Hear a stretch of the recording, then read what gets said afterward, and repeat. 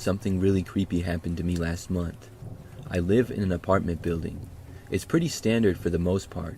The place is nice, and most of the residents seem nice as well. It's not a dumpy place or anything, but it's not the greatest in the world either. I've lived here for almost 2 years, and it's been good. There's a mailroom just inside the doors on the first floor where we get packages and stuff. I order things online all the time, and I have an Amazon Prime account that I use a lot. It's very convenient because you can get next day delivery sometimes. I remember that my coffee maker broke one day and I decided to order a new one. I drink coffee quite a bit, especially in the mornings before work. So I found one on Amazon for next day delivery. I saw when I was at work the next day that it had been delivered, and I went down to the mailroom when I got back home from work. However, when I arrived in the mailroom, I couldn't find my package.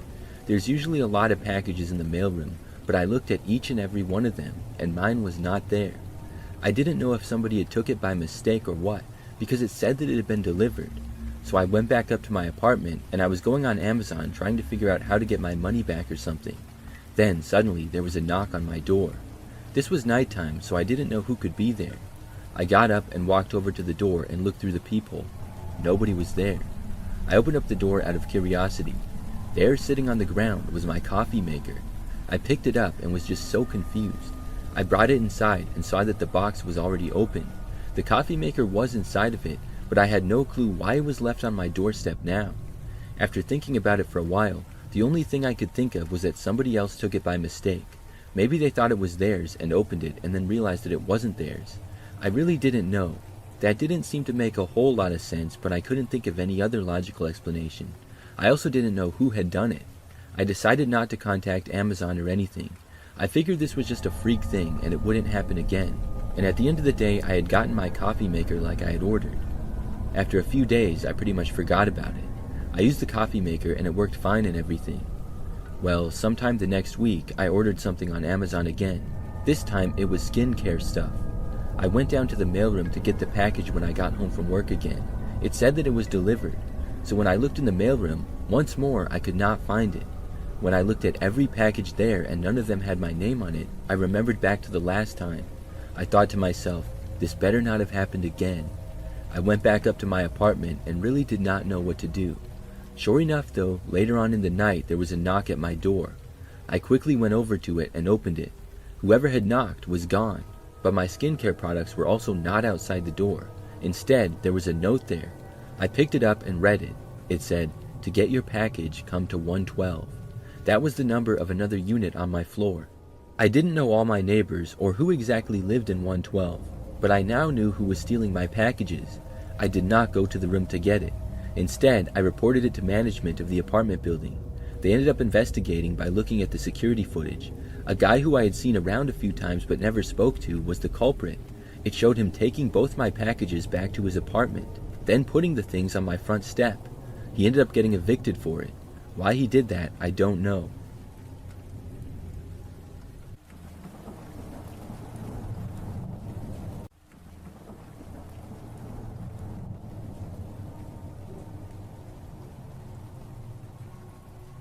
I work at Starbucks, and something happened a few weeks ago that really freaked me out.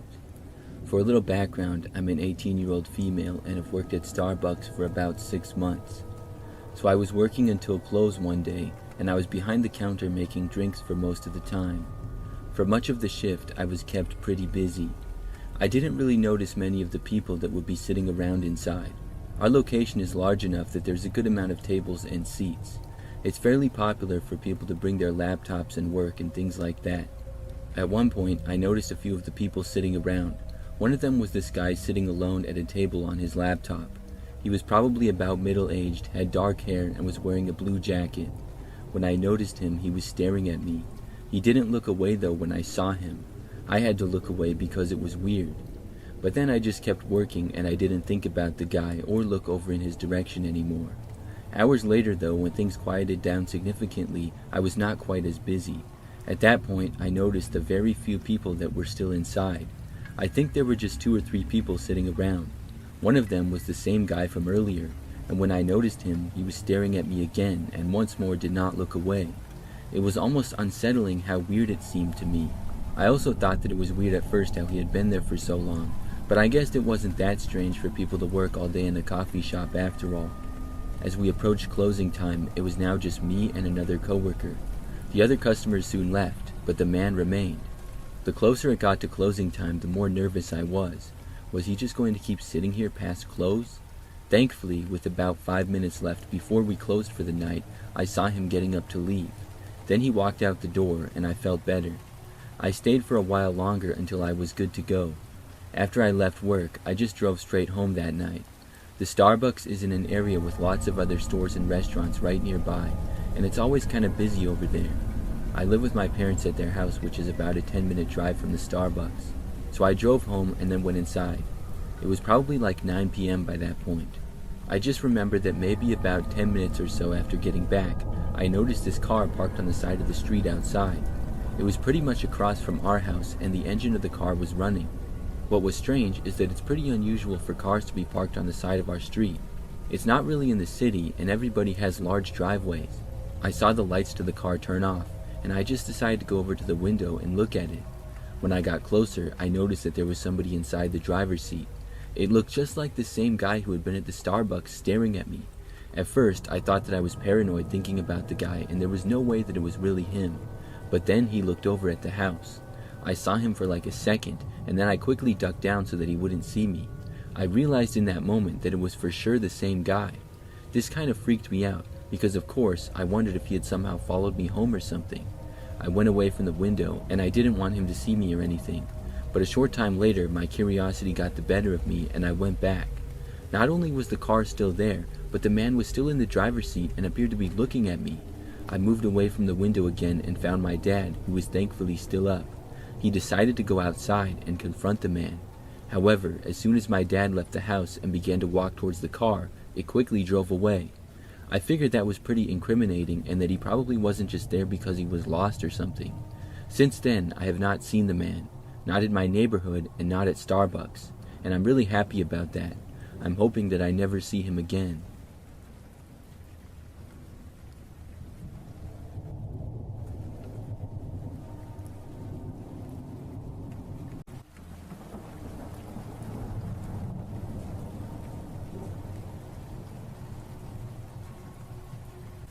For a short time period, I used to work as a customer service representative during nights.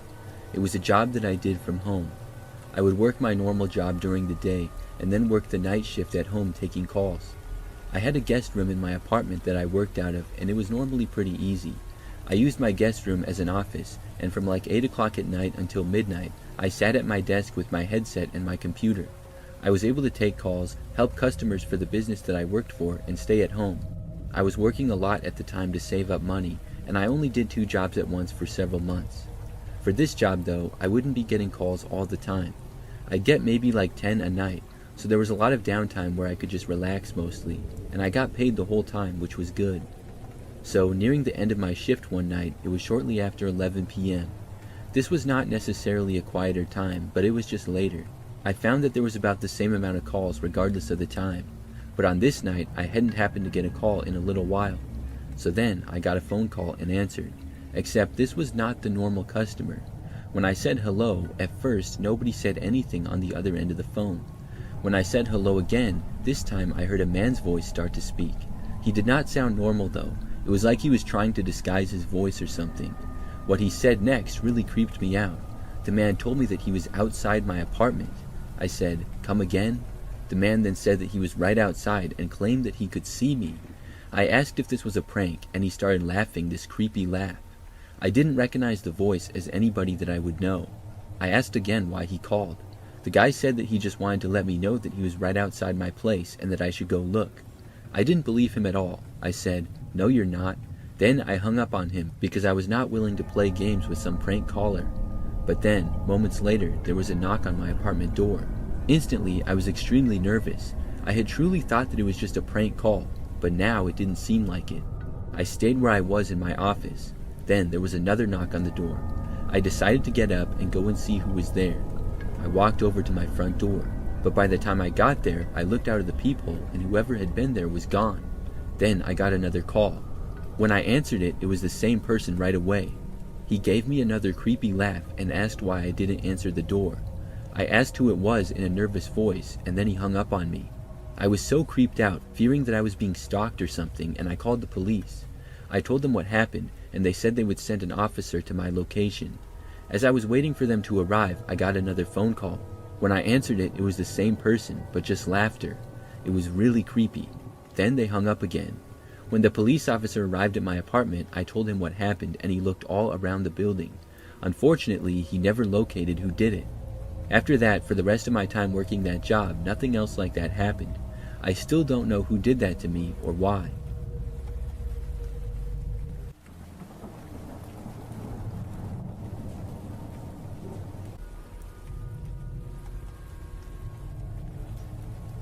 Several years ago, I worked a temporary job as a part-time security guard. It was a job that I was not really qualified for, but I guess there wasn't really any requirements. There was this building in the sort of downtown area of the city that I lived in. The building was a mix of some offices and some other businesses. It went up several stories and connected to other buildings as well. During the day, the building was open and there would be somebody who worked at the main desk. Many people would walk through the building during the day, but at night it was closed, and for some reason they still needed a security guard. I would literally just sit in the desk all night and do nothing. Nobody ever came to the building, and I never had to talk to anyone. I wore a security guard uniform that was similar to a cop's outfit, but I was certainly no cop, not even close. The only training I got really was to call the cops if anything happened. But on the other hand, I could just sit down and go on my phone for hours and get paid for it. I could play games and watch YouTube videos and do whatever I wanted really. I would also walk around the lobby area and some of the connecting hallways to get my steps in. I didn't mind the job much because it was just part-time, so it didn't really get old. Anyways, one night I was working, and by this point it was probably after midnight. I know that I was at my desk like usual when somebody knocked on the door. This was something that had never happened before. There were 2 glass doors that were at the main entrance. Obviously they were locked now. I wasn't really sure why somebody would be knocking on the doors, but I felt like it was my job to go and check. They also tried to open the doors as I got up, so I walked over to see who was there. When I arrived, I saw a relatively young woman standing there outside. It was a fairly cold night and a little rainy as well. By this time, really nobody else was out walking on the sidewalks or streets. When I got to the door, she was motioning for me to open it. I knew that I was to never let anybody in the building after close, so I tried to tell her through the glass that we were closed and she could not come in. She didn't seem to get it though, and motioned that she could not hear me and for me to open the door again. So reluctantly, I did. I opened the door just a small amount, and I told the woman that the building was closed.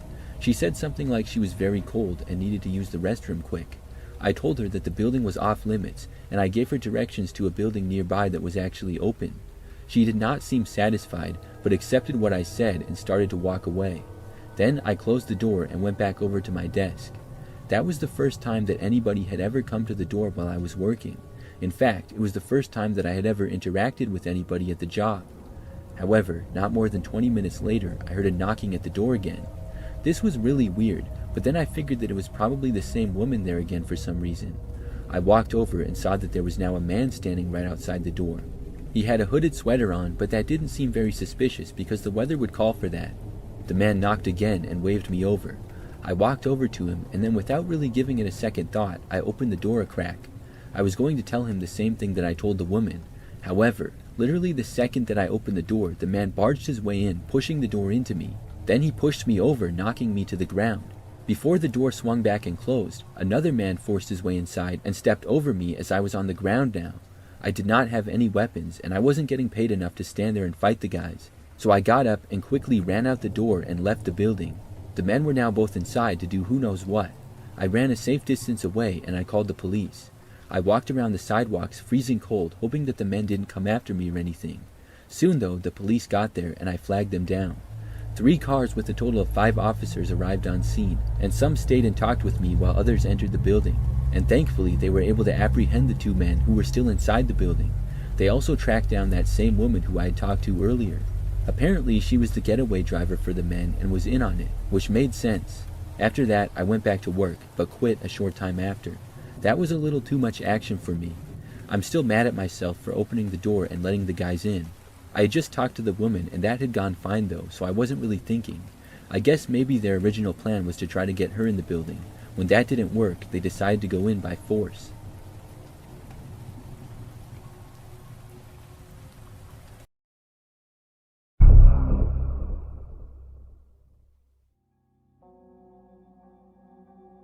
Between 8th to 10th grade, I was deeply involved in a small Minecraft building server. The average age of the players was probably 15 to 17 years old, and we Skyped almost every day for hours. We quickly grew close and would follow each other on other social media platforms. I became really close with one member in particular. His name was Peter. He was in the same grade as me, and I heard rumors that he might have had a crush on me. Rumors that he denied. I found the idea laughable, since we only knew each other online. We were in the same grade, but not in the same school, so I brushed it off, and things were okay for a while. But eventually something felt off. During our conversations, I started catching him in small lies, which bothered me. Deciding it was time to distance myself, I stopped talking to him. A few months later, after no contact, Peter texted me out of the blue. He said that he might transfer to my high school to qualify for an in-state college tuition. His plan was to live alone and support himself while still in high school. My stomach dropped. This felt very wrong and out of nowhere. Still trying to stay calm, I told him that his plan was absolutely insane and pointed out how oddly convenient it was that he just happened to choose the school that I attended. But he insisted that this was a coincidence and that his plan would work. I really hoped that he was bluffing, just messing around. But a short time later, he claimed that he had already purchased plane tickets to visit my high school and stay in my town. Fear washed over me as I realized that Peter was serious and had an unhealthy attachment to me. He wasn't bluffing. To my horror, he posted a Snapchat photo from the airport. He asked me to meet up while he was in town, but I denied. Later on, his Snapchat account showed him touring my high school, taking videos and pictures, likely hoping that I would see them. Fortunately, I was home with pneumonia that day and didn't have to face him. Over the next few days, I was on edge, terrified that he would show up at my door. Luckily, he never figured out where I lived, and eventually he flew back home, abandoning his plan. Shockingly, the rest of our online group never thought his behavior was creepy.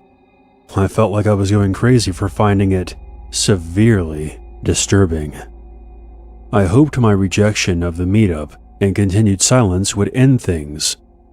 But 2 years later, after I committed to my dream college, Peter popped up again. I had, foolishly, kept following him on social media to monitor if he was ever near me. Then I saw it, a photo of him posing in front of my college's library. Captioned, "Transferring here is definitely the move."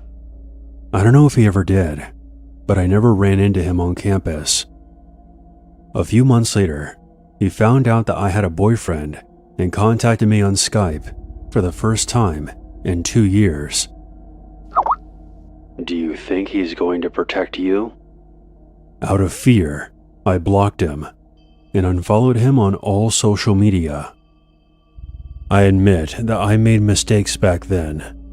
I was young, scared, and surrounded by people telling me this wasn't a big deal. He hasn't tried to contact me since, but that doesn't mean he isn't still watching me.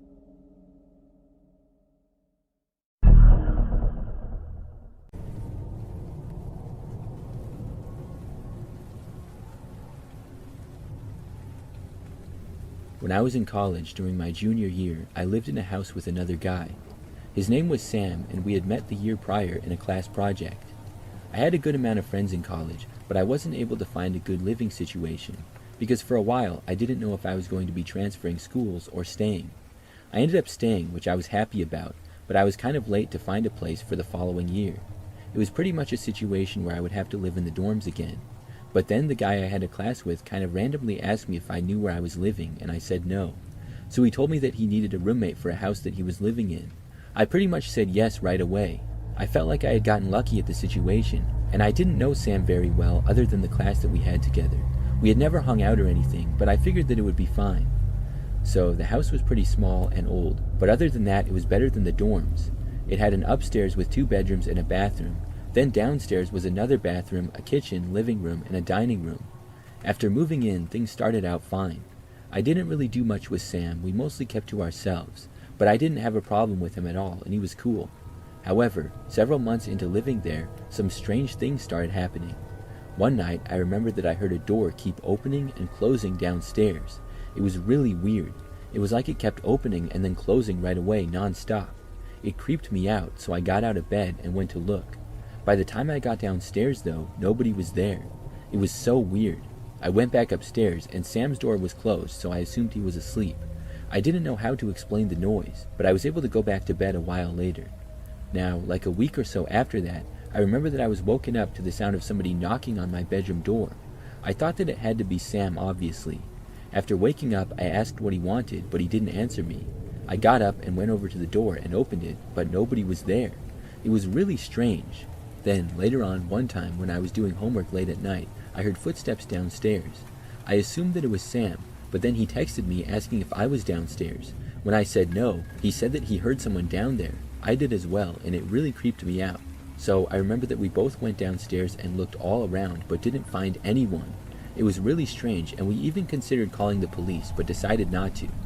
So some really weird things had been happening around the house. I talked with Sam for a while about it, and he claimed that he had heard some strange things too. Then things got even worse. One night I heard a loud banging on my bedroom door. It was like somebody was trying to break the door down. I didn't want to open it, but it wasn't locked or anything. After it stopped, things went quiet for a while. Then I finally went over and looked. When I opened the door, nobody was there. It was very strange how all these weird things were happening. I didn't even want to live in the house anymore. Then, one night shortly after that, I got added on Snapchat by a guy from our school. I knew him because he was friends with Sam, but I wasn't really friends with him. After adding him back, he texted me and asked me if strange things were happening in our house, and I said yes. The guy then told me that it was all Sam. He said that Sam had told him how he pretends to make the house all scary. He said he did that because he thought it was funny and he didn't like me, and he also hoped that I would get scared and move out. Apparently, this guy had had a falling out with Sam for some reason, and they were not friends anymore. So now this guy wanted me to know the truth. He also said that he had even helped Sam once. I think it was the time when we both heard somebody downstairs. Anyways, I was shocked to hear it, and I wasn't sure if I should feel better or worse about this. I decided to confront Sam about it the next day. At first, he denied it, and then he tried to play it off as a joke. We argued briefly, and then we went our separate ways. For the rest of the time that I lived there, I barely spoke to Sam at all, but also nothing else strange happened.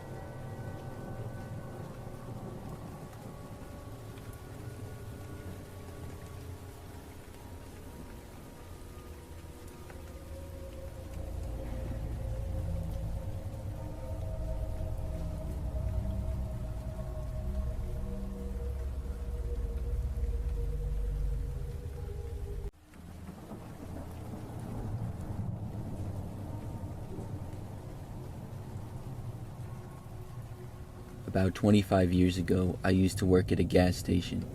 It was one that was somewhat off a country road and only like 5 minutes from where I lived. I would work the overnight shift because the station was open 24 hours. This is something that was both creepy and easy typically. There wasn't a whole lot that had to be done overnight. The store part of the gas station was pretty small. It had a good amount of snacks and drinks, so I would do some stocking of the shelves and organizing here and there. Most of the time, though, I would just sit behind the counter.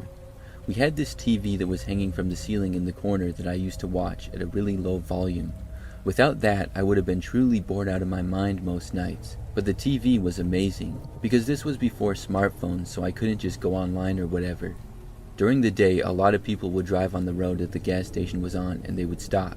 At night, though, it was kind of the opposite. We would seldom get any customers. An occasional car would drive by and sometimes stop in for fuel, but normally if they did, they wouldn't come inside of the store. In fact, the gas station stopped being open 24/7 sometime in the late 2000s, and about 5 years ago it was converted into a smoke and vape shop. But back to the story. To be honest, when people did stop there at night, I always hoped that they wouldn't come inside, because being by myself in the middle of the night, whenever anybody came in, it always seemed kind of sketchy. There were a few strange people, but overall not that many scary experiences. One really stands out though. It was a night like any other. The time was roughly 2 o'clock in the morning, so this was among the quietest times of night for me. I was just sitting behind the counter and looking around the empty shop. To my right was the door to go inside, as well as 2 very large windows looking out to the gas pumps. Surrounding the station all around was pretty much wildlife. There was a dense woods right across the street, and next to the property was some tall grass and quite a bit of trees scattered around as well. We hadn't had any customers in the gas station in well over an hour. I don't think that I had seen a car in a long time either. I remember glancing out of the windows though and noticing what appeared to be a man. He was walking slowly from the sort of wooded field area next to the gas station and making his way towards the gas pumps. It was really strange to see because there was no real place that he would be coming from. After making his way to the pavement, he just kind of started standing around for a while. It was very strange. I kept watching him because I was very curious as to where he had come from and what he was doing. The man was bald, looked to be maybe in his 40s or so, and had a slight beard on his chin, I remember. He was also wearing sunglasses. After standing around and looking the other way mostly for like 2 or 3 minutes, he started to walk towards the gas station. I thought at that point that he was going to go inside. He walked all the way towards the doors. Then the man stopped, took out a cigarette, and started smoking it. He did not go inside the store. After smoking for a couple minutes, he then started walking away and crossed the quiet street. Then the guy literally walked right into the woods, which had me really puzzled. It was very strange because there was no path to go into the woods or anything. It was just like dense forest all around. That alone was one of the strangest things I had ever seen. But it got weirder. So maybe 30 minutes later, we still hadn't had any more customers. Out of nowhere, I saw movement outside and I looked up. I was just on time to see the same man emerging from the woods. After that, he walked across the street and back onto our property.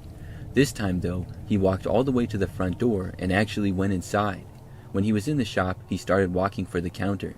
I said hi to him, and the man said that he needed $1,500. I had a bad feeling when he said that, but hoped that I was misunderstanding him. I asked what he meant. The man then demanded that I give him $1,500. His voice was now angry. I looked at him, and he wasn't holding any kind of a weapon or anything, but he was leaning in fairly close. I didn't know if he had one on him, but I always kept a bottle of pepper spray just behind the counter in case. When the man demanded it again, he leaned towards me even closer and shouted. That's when I took the pepper spray, pointed it right at his face, and let it rip. The man was instantly blinded by it and moved backwards. He grabbed his eyes, and I yelled at him to get out of the store and that I was calling the police. The man backed away and thankfully left.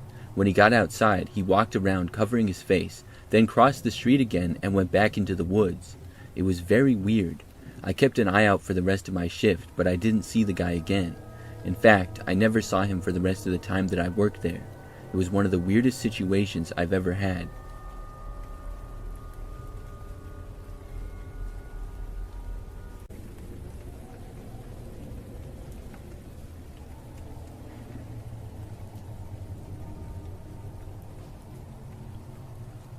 I live alone in a house that I'm renting in a fairly average neighborhood.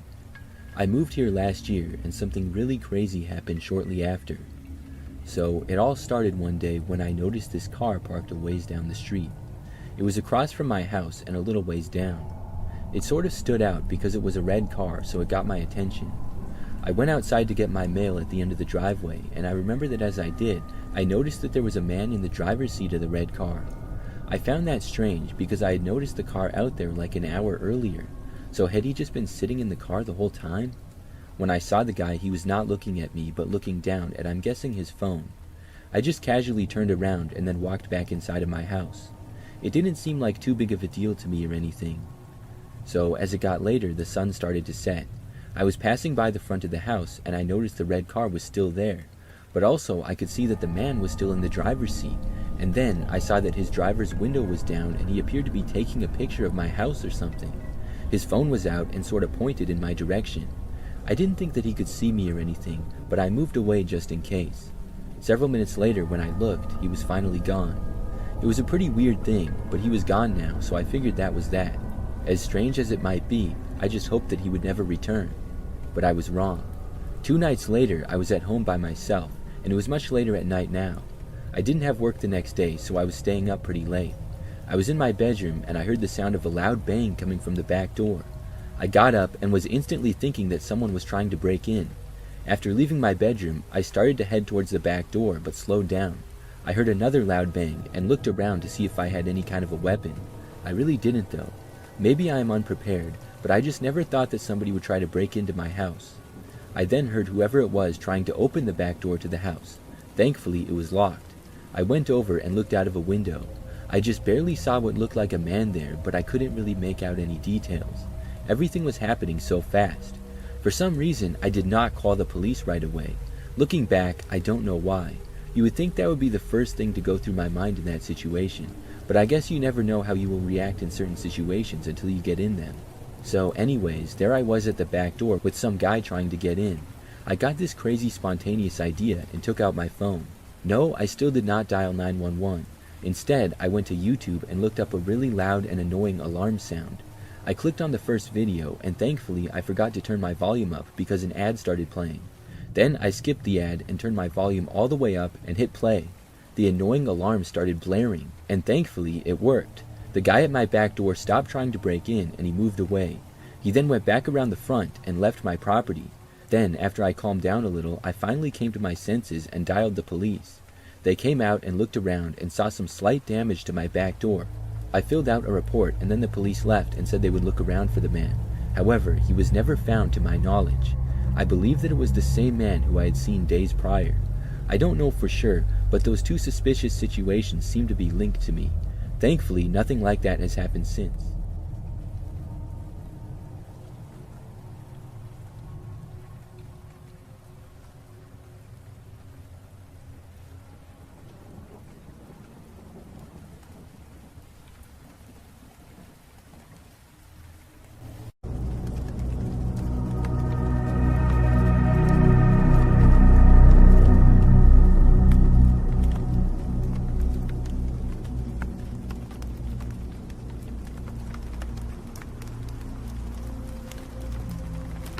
My story isn't crazy long, but it's one of the wildest things that's ever happened to me. I still think about it now and how close I came to getting ripped off by people I thought were my friends, so here we go. It was a Friday night a few years back. I was supposed to go out with Ethan, Marcus, and a few other buddies. Just some bar hopping, nothing major. But that afternoon, I got hit with something nasty, fever, chills, full body sweats. My stomach twisted itself into knots, and the thought of even standing up, let alone drinking, made me want to puke on the spot. I shot Ethan a text and told him I'm out for the night. He hit me back with a laughing emoji, called me soft. I told him to have a drink for me and crashed on my couch, with Netflix playing in the background. I must have dozed off because the next time I looked at my phone, it was well past midnight. My fever had eased up a little bit, but my body still felt wrung out. The TV flickered in the dark, some show playing I can't even remember putting on. I barely even had the energy to sit up, so I just let my eyes unfocus, sinking in and half out of sleep. And then I heard this metallic scrape. At first, I thought it was the TV, some weird sound effect, but when I turned the volume down, I heard it again. And this time, it was followed by whispering outside. My body went rigid, whispering. Low, hushed voices just outside my door. My mind quickly scrambled for some kind of explanation. Was it the neighbors or maybe drunk kids messing around? But then I heard that metallic scrape again, but it was longer this time, like something being dragged across my lock. My stomach quickly turned to ice. I slid off the couch, moving slowly and carefully. The TV cast just enough light to keep me from tripping as I crept towards the front room. I pressed my back against the wall near the window, took a deep breath, and then just barely peeked through the side of the curtain. Two men, dressed in dark clothes, both wearing ski masks. One was hunched over my front door, working at the lock with something thin and metallic, a lockpick. The other stood a few feet back, glancing around, shifting from foot to foot like he was really nervous. My throat locked up immediately. This ain't a prank. This is real. I stumbled back from the window and fumbled for my phone. My hands were slick with sweat as I unlocked it and dialed 911. The dispatcher answered, voice steady and professional. 911, what's your emergency? There's 2 guys outside my house. I swallowed hard. They're trying to break in. Can you confirm your address, sir? I gave it to her, whispering. My body felt electric, every nerve on edge. Where are they in the house? Front room, I can see them through the window. I don't think they know I'm home. Stay quiet. Officers are en route. I peered back through the curtain, breathing barely. The guy at the door continued to jiggle the knob, muttering something. I could just make out his voice now, rough and impatient. But at the same time, it was familiar. A sick feeling crawled up my spine. I knew that voice. I told the dispatcher, barely even believing my own words. I think I know one of them. There was a pause on the other end. You recognize him? I mean, I can't see his face, but his voice? My mouth went dry. Yeah, I do. Were you supposed to be out tonight, sir? That question hit me like a slap. I blinked, my brain working slower than it probably should have been. Yeah, I whispered. I was supposed to be out tonight. The dispatcher's tone then sharpened. It's not uncommon for burglars to plan jobs based on when they know somebody won't be home. You may have been targeted by somebody you know. A cold weight then settled in my gut. I stared at the guy at the door, his build, his movements, the way he was shifting when he got frustrated. Every part of him was screaming something I didn't want to believe. Ethan. That realization made my skin crawl. My friend? A guy I was supposed to be out drinking with. He thought I wasn't home. He thought my house was empty. The dispatcher kept talking, telling me to stay on the line, but I wasn't listening. I hung up and called Ethan. Outside, I saw his phone light up in his pocket. He froze. The other guy just looked at him, confused. Ethan hesitated and stared at his phone for a second. Then, instead of answering, he sent it to voicemail. My stomach twisted and I called again. This time he didn't even check, just let it ring.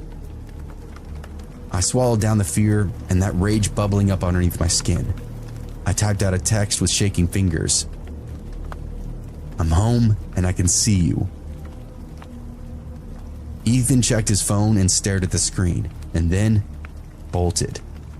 I watched him and the other guy sprint down the street, their dark figures vanishing into the night. But they didn't make it far.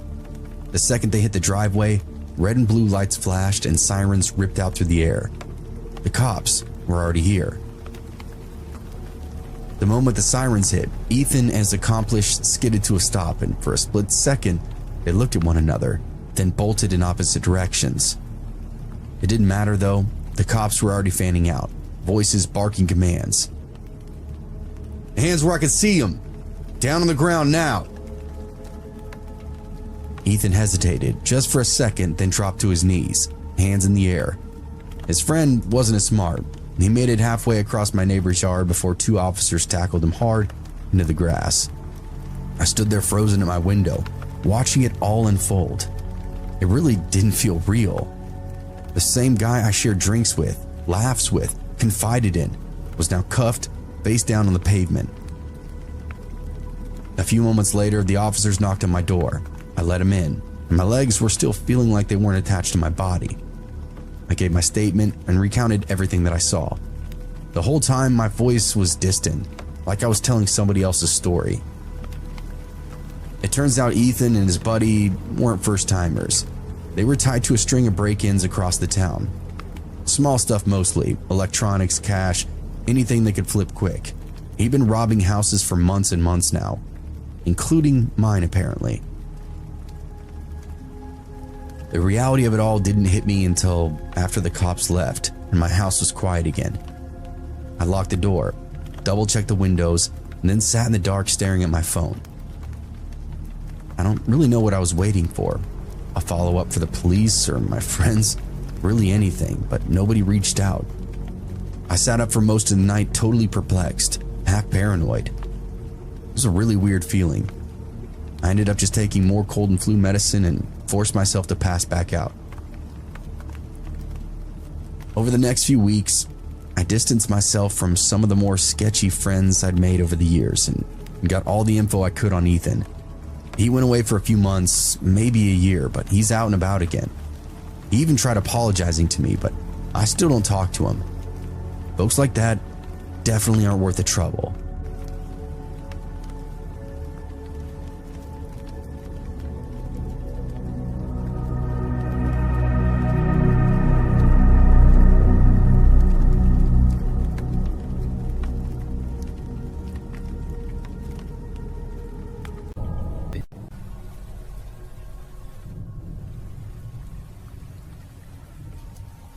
For a while when I was younger, I had a roommate.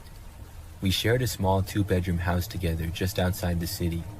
I didn't know the guy until I moved in, but I didn't have any money and I needed a roommate to afford renting the house, so that was the only reason that I lived with him. We both paid half the rent of the house, and the place was not very nice and pretty cheap. The guy's name was Ben. When we first moved in, we seemed to get along decently. For the first few days, we mostly just stayed in our own rooms or were gone at work. I did run into him in the kitchen once and we talked briefly. He seemed alright. However, about a week or two into living there, and one night I was awoken to the sound of somebody banging on my bedroom door. It was loud enough to wake me, and it continued, so I called out asking who was there. I figured that it had to be Ben, because who else would be in our house? The knocking stopped at that point, but nobody responded to me. So I got up and I walked over to the door, but when I opened it, nobody was there. I looked down the hallway and Ben's door was shut. I figured he had done it, but I didn't know why. Maybe it was a prank. He just didn't seem like the type of guy to pull that kind of a prank though. I went back to bed at that point. When I got up, Ben had already left for his job, and I forgot to talk to him about it anyways. But the next night, basically the same thing happened again. I once more was awoken in the wee hours of the morning to a banging on my bedroom door. This time I was more frustrated and I called out, "What?" The knocking stopped and I got up and ran to the door and opened it. When I got there, nobody was in the hallway again, but I looked and saw Ryan's door closing. I went over and knocked on the door, but he didn't answer. I asked what his deal was, but he still said nothing. I thought about barging into the room and giving him a piece of my mind, but I decided not to. I just walked back to my room and returned to sleep. Maybe Ryan was a sleepwalker and that was the explanation. Although sleepwalkers don't generally act that way as far as I'm aware. They're not called sleep pranksters. So the next morning, I wanted to confront Ben, but once more he was gone when I woke up. That night, again, I was awoken to a knocking. This time, I got right out of bed and marched over to the door and opened it. When I did, Ryan was standing right there on the other side. He looked at me, and I asked him what his problem was. Ryan then shoved me backwards before running off to his room. I went after him and tried opening his door, but it was locked.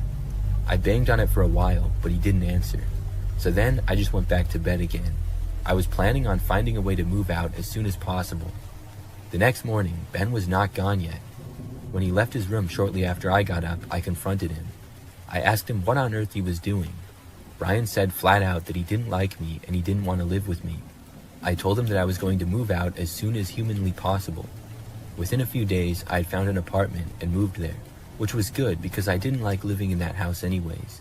The apartment was more comfortable. In the meantime, Ryan did not bang on my door at all for the last few nights that I lived there. Looking back, Ryan was definitely a strange guy. I'm not sure if he was trying to scare me out of living there or what. He could have just told me that he wanted me to move out and we could have handled it like men. There was no reason for the crazy nonsense that he did. I'm glad that I found an apartment so quick.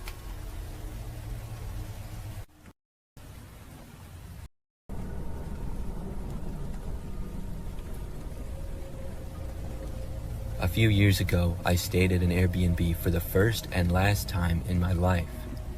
A small group of friends and I were on vacation, and we found an Airbnb for cheap, which still looked nice. It was nice because we didn't need to have any interaction with the host, since it was just a lockbox on the door with the key. The host had texted us the combination to get the key from the box, and we were able to let ourselves inside. Once inside, we got settled in and started making dinner. The house was pretty nice, just like we thought. What was strange though, as we explored the rooms, we noticed there were a lot of valuables just sitting out. For example, one of the rooms had a PS4 plugged in, and in a drawer in another room, there was some car and house insurance things, as well as some cash in a wallet. We thought it was strange how trusting the host was of random people staying in his place not to steal anything. We weren't planning on taking anything, but I'm sure there's some people who wouldn't think twice about it. Anyways, later that night after eating, we checked out the rest of the place, picked our bedrooms upstairs, and eventually checked out the basement. As we explored the large basement, we came across a door that was locked.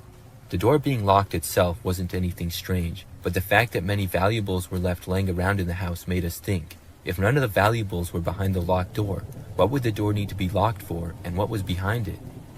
Anyway, we continued with the rest of the night and went to bed at a good time since we had to be up early the next day.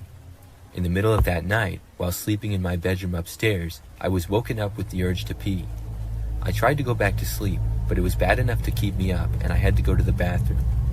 As I got out of bed and approached the door, I heard some movement out in the hallway. It sounded like somebody was shuffling down the carpeted hallway. I opened up my door to continue towards the bathroom, expecting to see one of my friends awake also trying to use the bathroom. When I opened my door, however, I saw someone at the end of the hallway opening a different door and look inside. I immediately could tell that this was not one of my friends based on the shape of the figure. I flipped on the light switch for the entire upper hallway, which was thankfully right near me. I screamed loud enough to wake up all my other friends as I saw a man at the end turn towards me with a look of surprise on his face. I was worried that he was going to attack someone, but thankfully, he seemed more ashamed and upset at getting caught snooping around the house and looking into our rooms. Turns out, he was the host of the Airbnb we were staying at. He tried to explain what he was doing here in the middle of the night, saying he was looking for some tools that he had left behind and needed for the morning. It wasn't a very convincing argument. After more questioning of the guy, we also found out he had been living in the locked room in the basement the whole time we had been there, even though he said we had the whole place to ourselves. Needless to say, all my friends and I are very certain that this guy was a creep and had probably been doing this to guests for years. On the bright side, at least he wasn't violent or aggressive, because we realized how much worse the situation at night could have been. I'm not certain what legal consequences this guy was faced with, but he did lose his right to rent out places at least.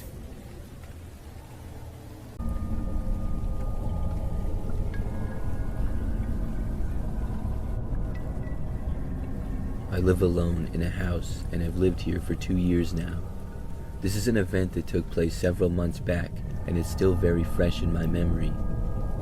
So it was nighttime and I was alone in my house and in my bedroom. The house is not very large and my room is on the ground level. As I was watching TV and sitting on my bed, it was starting to get late and was maybe 11 or 12.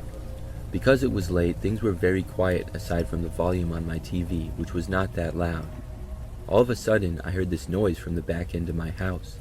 It sounded like maybe from the backyard, and it seemed like somebody had hit a back window.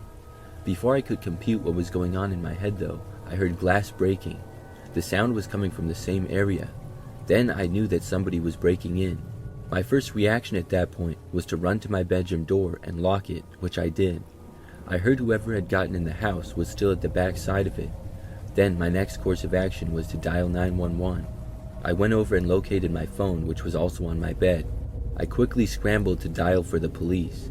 Then I went to the back corner of my room. As soon as someone answered the phone, I said that my house was being broken into. I gave my address, but I spoke as quietly as I could. I didn't really hear anything during that time as far as where the intruder was, but maybe 30 seconds later, I heard the footsteps approaching the hallway where my bedroom is. Then, moments later, they arrived right outside my door. I muted the phone and tossed it aside in a panic. I didn't want them to hear me. Then, the intruder tried opening my bedroom door. That got me really scared because I had hoped that maybe they wouldn't want to be seen. I felt like they knew I was in here, but possibly they just wanted to see what was in the room. Maybe they just wanted to steal stuff. But now they were coming straight for me. After the door did not open from being locked, I heard a loud man's voice. He yelled for me to open the door now. It was very angry, and of course, I was not going to do that. After a few seconds, he banged on the door very hard 2 times. At that point, I just wanted to get out of there. I debated trying to open my bedroom window and jump out of it, or I could look around and see if I had anything to use as a weapon. I didn't really have much of anything though. I was heading over to the window and the guy started to walk away. Then I stopped. If he was leaving, I didn't want to run into him out of the house. I wasn't sure where he was going though or what he was doing, but I was just moving off of instincts at that point. My mind barely was even thinking at all. I don't even know how long this went on, but I was basically just pacing around and listening for the man. I didn't really hear much though. After I have no idea how long, I heard my back door opening. Then, probably like 30 seconds to a minute later, I heard noises out front. I still thought that it was the man, but it was actually the police. They came inside and I finally left my room. After searching the house, the man had left out the back door just a short time earlier. Some other cops searched the neighborhood and were able to find the man. He was caught just a block away, which made me feel 100 times better. I didn't know who he was or why he chose to break into my house. I'm really glad that my bedroom door had a lock on it though. If not, I'm not sure what would have happened.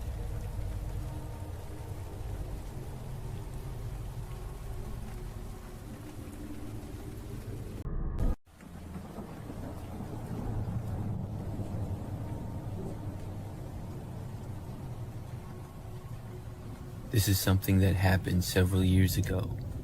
It was sometime in the fall, and one Friday afternoon, I went to a pumpkin patch with my girlfriend. This was our first trip to a pumpkin patch that year, and my girlfriend wanted to get pumpkins that we could carve. The place that we were going to also had some other things, like a walking trail, a souvenir shop, and a corn maze as well. But overall, it was smaller, and it wasn't one of those places that 1,000 people go to every weekend. This was more of a local farm. When we got there, it was right after the place opened and nobody else was there.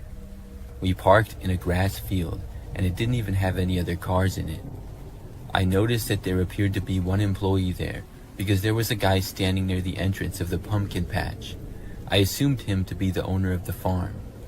Before going there though, we walked down the path and the trail that it had around the farm. That took maybe 20 minutes or so. The path went around the farm and then ended right near the pumpkins. When we got there, I remember that we saw the guy standing there and said hi to him. He said hi as well. The man was about average height, was wearing sunglasses, a hat, and a t-shirt. Then we started walking through the massive field of pumpkins. I thought that it was a little bit strange that we were still the only people there, but it didn't really seem that crazy. There were a lot of pumpkins to choose from, so we wanted to get ones that were near perfect, and we took our time looking through them. I remember after walking down to one end, I noticed that the guy that worked there was kind of walking towards us. I didn't know why, but when he got like 50 feet away, he just kind of stopped and looked at the pumpkins. I looked over at him and then back to looking for a pumpkin. We went to basically all parts of the giant field. So when we were on another end a little while later, I remember seeing the guy kind of walking towards us yet again. But he didn't approach us that time either. He just stopped a ways away. I wasn't sure if he was watching us or what. Either way, it seemed kind of weird. A while later, we found one pumpkin for my girlfriend, and I was still looking for one for myself. I remember noticing that the man was just flat out staring in our direction. He was standing like right in the middle of the patch, just looking at us. The guy was beginning to give us the creeps a little bit, so we decided to wrap things up as quick as possible and get out of there. Within the next couple of minutes, I found the perfect pumpkin and we went up to buy them. By now, the man had gone back to his place at the little table that was near the entrance. When we reached him with our pumpkins, I put them on the table and I said hi to the man. He finally spoke again, saying hi in a quiet and sort of unfriendly way. I started to reach for my wallet, but the man then said that we could just have the pumpkins. I was shocked. I asked why, and he said that it was no problem and we could just have them for free. Well, I wasn't going to question it anymore, but it sure seemed odd. My girlfriend and I just said thanks to the guy and then we left. We walked out to the car and then got inside. I remember that I was driving off and I noticed that the guy was just staring at us. He was sure an interesting character to say the least. The whole farm seemed pretty strange that day. Well, the very next day after that, my girlfriend showed me something on her phone. It was a news story on some website. It said that a pumpkin farm, the same one that we had been to, had been the scene of a crime. The owner of the farm had been beaten by a man and locked in a shed. The man who did it had been on the run, but the farmer was able to get out of the shed and call police eventually, and they located the man within 12 hours on the other side of town. When I saw a picture of the man that was caught, it was the same guy who had been working at the farm. So we had talked to the criminal and not even the actual farmer. I really couldn't believe it. That explained why everything was so odd. Obviously, we had no idea that any of that was going on. Looking back, I don't know what else might have happened, but I'm glad that we got out of there when we did.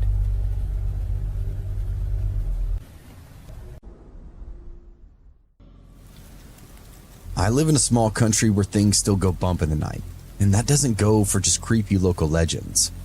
Dark strangers, cartels, I think you get the idea. Where I live, nowhere is truly removed from the day-to-day dangers of the unknown. It was a dark night. I found myself home alone. Here, it isn't uncommon for the entire family to live together. Grandparents, parents, children, grandchildren will all share a growing piece of property for wealth and security. It's the simplest way to live. But as you can imagine, being home alone is a rarity. With so many people under one roof, it's almost impossible to time anything just right to ever be actually alone. So I did what I always do. I hooked up the surround sound throughout the living room and turned out all the lights. I bundled up on the couch with my favorite snack and watched whatever I desired on the big family television. Despite the ever-present danger I mentioned earlier, I remember the evening being quite relaxing. Rain and a breeze moved in along the coast and created a pitter-patter against the roof. As the night went on, I thought I heard someone at the front door. As I moved to investigate, the sound and movement stopped. But being a stormy night, and that I had the sound up so loud, I truly in my heart believed I'd simply heard something that wasn't there. I turned back to the movie and did my best to relax. That's when the back door began to rattle. I adjust myself on the sofa to get a better look. When someone starts to knock, a frantic, heavy banging against the hard wood. I froze in place. Whatever I dismissed as storm sounds, or maybe just the junk blowing around in the backyard, is now undeniable. There's someone trying to come inside the house. Everyone who lives there naturally has a key. Whoever is outside the door clearly does not. At the time, I'm an 18-year-old man. I'm running through the logical scenarios in my head. Whoever this is, they tried to open up the front door, then slip around the side of the house and is now trying to force the back door open. This isn't cartel or a monster. Anything with real bloodlust would have forced the front door open. I reason that it's a common thief, probably someone very nervous and trying to remain unseen. Being 18, I decided to take them head on and show the world this asshole picked the wrong house. I moved from the couch to the kitchen, grabbed the biggest cleaver I can find. 10 inches of dingy, ugly steel. Still, the door handle is twisting back and forth. Go time. I have no idea what's going to happen, but I'm down for whatever. There's nothing like the mentality of a teenager. You don't know who you're messing with, I shouted through the door. The stranger on the other side stopped shaking the handle for a moment. I know you're out there. You have 3 seconds to get the out of here, or I'll cut you up. They didn't care. The knocking started again, even harder than before. My confidence quickly faded. I took a deep breath and readied myself. In my head, this was do or die. Hoisting the cleaver over my head, I unfastened the bolt and threw open the door before me. It wasn't a burglar or a gangster of any kind. It was my sweet little grandma. She stood there soaking wet with an expression of agitation, but also unmistakable terror. "What are you doing?" she shouted at me. "Me? What are you doing at the back door?" I asked. "I thought you were an intruder." No. She laughed as she stepped inside the house. I went and paused the television while she shut her coats by the door. She explained that she'd gotten home during the storm, tried knocking for a while. That was the noise I heard at the front door. I guess she knocked for quite a while because she finally gave up and decided to try the back door. The front entrance has a little cover, so she figured that even if it were locked, at least she would be out of the rain.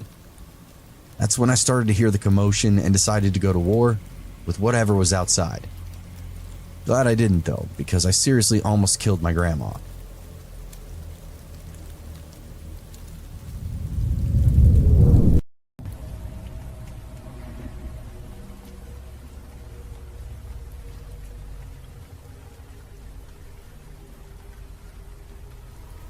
Back in the day, I used to work at Sears. This is when they were doing really well and had tons of stores. If anybody doesn't remember Sears, they were a large department store that sold many things like appliances and clothes. It's mostly gone out of business in recent years though. But when I worked there, we would get lots of people in the store.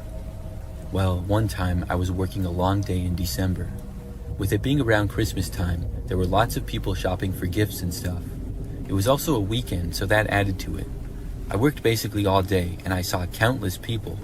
When I was finally off of work, I was happy to go home and was tired. So I just remember that I clocked out of work and then left the store. I went out to my car and then drove back home. It took maybe 15 minutes or so to get back. Then I parked my car in the driveway and got out of it. However, as I was walking up to my front door, I heard a car coming down the street, which was usually very quiet. I noticed it but didn't really think that much of it at all, and I kept going.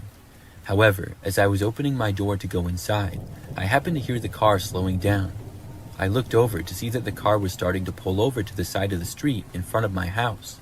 So I stopped and I kept watching it because I wanted to see what this car was doing. I did not recognize the car as a neighbor or anybody that I knew. The car pulled over and came to a stop just in front of my mailbox. Then the driver's window rolled down a little and I saw somebody open up my mailbox and then put something inside of it. I couldn't really tell who the person was from where I was. I think it was a man, but I'm not 100% sure. Anyways, I didn't really know what this person was doing or what they had put in my mailbox. After that, they rolled their window back up and then they drove away. I went back outside and after seeing that the car was out of my sight, I walked down to my mailbox. I opened it and I looked inside to see an unmarked envelope. I brought it inside. When I opened up the envelope, there were several Polaroid pictures in it. They were all pictures of me. The first were me working at Sears earlier that day when I was at the registers working as a cashier. I had not known that any of these photos were taken. They were taken at a distance too, so it was not obvious to me and I never noticed it. There was then a photo of me walking in the store, I think when I went on my break. And the last photo was of me walking out to my car in the parking lot after work.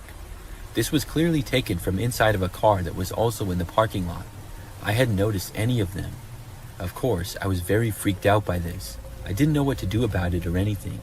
I didn't go to the police or report it, but I did tell my friends as well as coworkers. They were all just as confused as I was. The rest of my time working at Sears, I didn't notice anything else like that, and I never saw that car at my house again. I'm not sure where the pictures are. I think I still have them somewhere, but I couldn't find them. It's been so long. But I'd still like to know why that person did that. Was it just an elaborate prank? Why would they choose me though? And they must have followed me home without me noticing. It's all very strange. When I moved into my first ever house after living in apartments for many years, I was excited to have my own house with a small yard as well. The house was not the nicest one ever, but it was decent. The neighborhood was pretty typical. There were a bunch of houses on both sides of a quiet street with fairly small yards. After moving in, I was working on unpacking everything one day and I got a knock at the front door. I went over and saw a woman standing on my front step. I answered the door to her and she said that she saw that I had just moved in. She had a box of cookies and gave them to me as a welcome gift. I thought that it was really nice of her and I told her thanks. We talked for a short time and she told me that she was my neighbor and lived down the street. Then she left and I went back inside. I remember that a few days later she showed up at my house again. This time, the woman asked me if she could borrow a screwdriver and said that she didn't have one. I did, so I went and got it and gave it to her. We chatted for a very short time about basic stuff, and then she left. I remember when she was walking away though, I was expecting her to live maybe next door or right across the street. But I saw her turn and walk down the street, and then go so far down that she went out of my sight. I didn't even see what house she went in. I still assumed her to live on the street, but I was kind of surprised that she didn't live closer. So the next day she brought the screwdriver back. When she did, I asked her where she lived exactly. She just told me that she lived down the street, not too far. I remember asking which house, and she just kind of pointed and said you couldn't quite see it from here. So a short time later, she left again. I watched her walk away, and I even walked a little farther out to see where she was going. Well, she literally walked to the very end of the street, and then left the block going to another street and went out of my sight. I was very confused. Why did she keep coming to my house? And how would she even know that I moved in if she didn't even live on my street? So I remember that one of the days after that, I was mowing my lawn. It was a weekend, so my next door neighbor happened to be mowing his lawn as well. We both finished at around the same time and met each other. We got to talking a little bit, and he said that he had been living in the neighborhood for over 20 years. I mentioned the lady to him, and I asked him who exactly she was. And after I described her in the best detail that I could to the guy, he said he had no idea who I was talking about. He thought that the situation seemed strange. So for a few days after that, I didn't see the woman or anything. But then, one day, I had work in the city. I worked in a pretty typical office building downtown. So the really weird part is that after work, I was walking down the street to get to my car. I saw this car parked on the side of the road amongst many others. But I saw a woman behind the wheel of one of them who appeared to be the same woman who was my neighbor. She was sort of far away. She appeared to look at me for a second and then look away. And when she was looking away, I didn't have a good view of her at all. I kept going and I soon made it to my car. I was not at all 100% sure that this was the same woman, but it sure looked a lot like her, and I tried to tell myself that I was just being paranoid. Well, I saw her again several nights later. It was pretty late at night, and I was staying up much later than usual. I remember that I was watching this one movie that was on TV. So when it was over and I was finally going to bed, I happened to walk past the living room window in the front side of the house. As I did, I saw someone walking on the sidewalk out front. It was a woman, and it was strange for anybody to be out this late.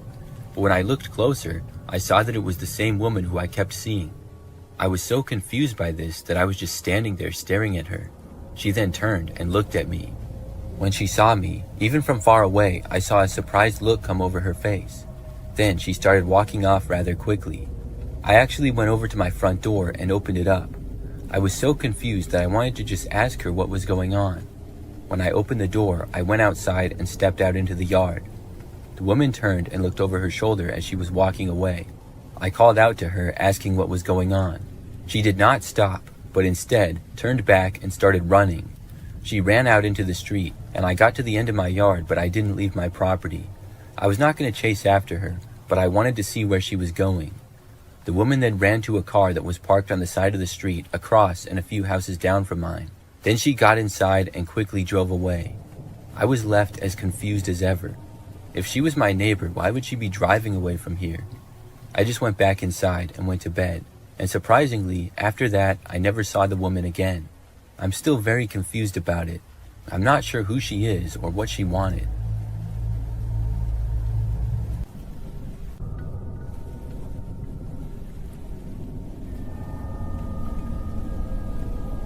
This happened last year and still creeps me out when I think of it. So I was at home one night by myself. I was just in my bedroom scrolling through my phone. All of a sudden, I saw this Snapchat notification from a name that I did not recognize. I was curious, so I went to Snapchat and opened the snap to see. It was a selfie of what appeared to be a man. However, this photo was taken extremely close to his face, and he also appeared to be in a very dark room. I could barely see his face at all, and didn't recognize it to be anybody that I knew. The picture honestly looked very creepy. There was no words with the picture, and that was it. I guess at some point, I must have become friends with this guy. I didn't know when though. I had Snapchat for probably 10 years. I did not send a picture back, but instead typed a message for the guy, asking who he was. Then he sent another photo. When I opened it, I saw that it was much like the one before. It was honestly so creepy. I wish I would have screenshotted it, but I didn't. I thought that maybe the person sent a picture like this by mistake, but after the second one, I realized that it was not. I asked again who it was. The person's response, though, really shocked me. He simply said, "I'm coming over now." I thought that he had to be joking, but I also realized then that I had my location on Snapchat. I quickly went into the settings and turned my location off. If this guy was serious, I was hoping that he would not know where I was. Then I blocked the mysterious guy. I thought that was it. I returned to what I was doing, but I couldn't help but feel a little bit creeped out by the whole thing. Well, roughly 30 minutes later, there was a knock at the front door. I had a terrible feeling instantly. I think by now it was like 10-something at night. Not a normal time for somebody to come to the door. I carefully left my bedroom and went down the hallway. Eventually, I got to a window that I could look out and see who was there. When I did, I saw a man wearing a ski mask standing there. I couldn't believe it. The guy must have got my location before I had turned it off. I watched him knock on the door again. Then he started to look around. When he did, I quickly moved back and away from the window. I heard the guy walk off the step, but did not know where he was going to. The next thing I knew, I heard him right outside one of the main windows. I ran back into my bedroom and then called the police. I locked my bedroom door and covered my window. Then I just waited. I did not hear anything during this time. I wasn't sure what was going on, if he was trying to break in or maybe if he left. About 10 minutes later is when the cops arrived. They came to the front door and I told them about what happened. They offered to look around, and I almost said that they didn't have to, but I ended up saying sure. Then they looked around my backyard and surprisingly found the man hiding in some bushes. When they located him, they asked him to come out. He ignored them and then tried to run. However, the police caught up with him before he left the yard. It was the same guy who had been Snapchatting me. I'm not sure what his plans were. I'm just glad that he was caught.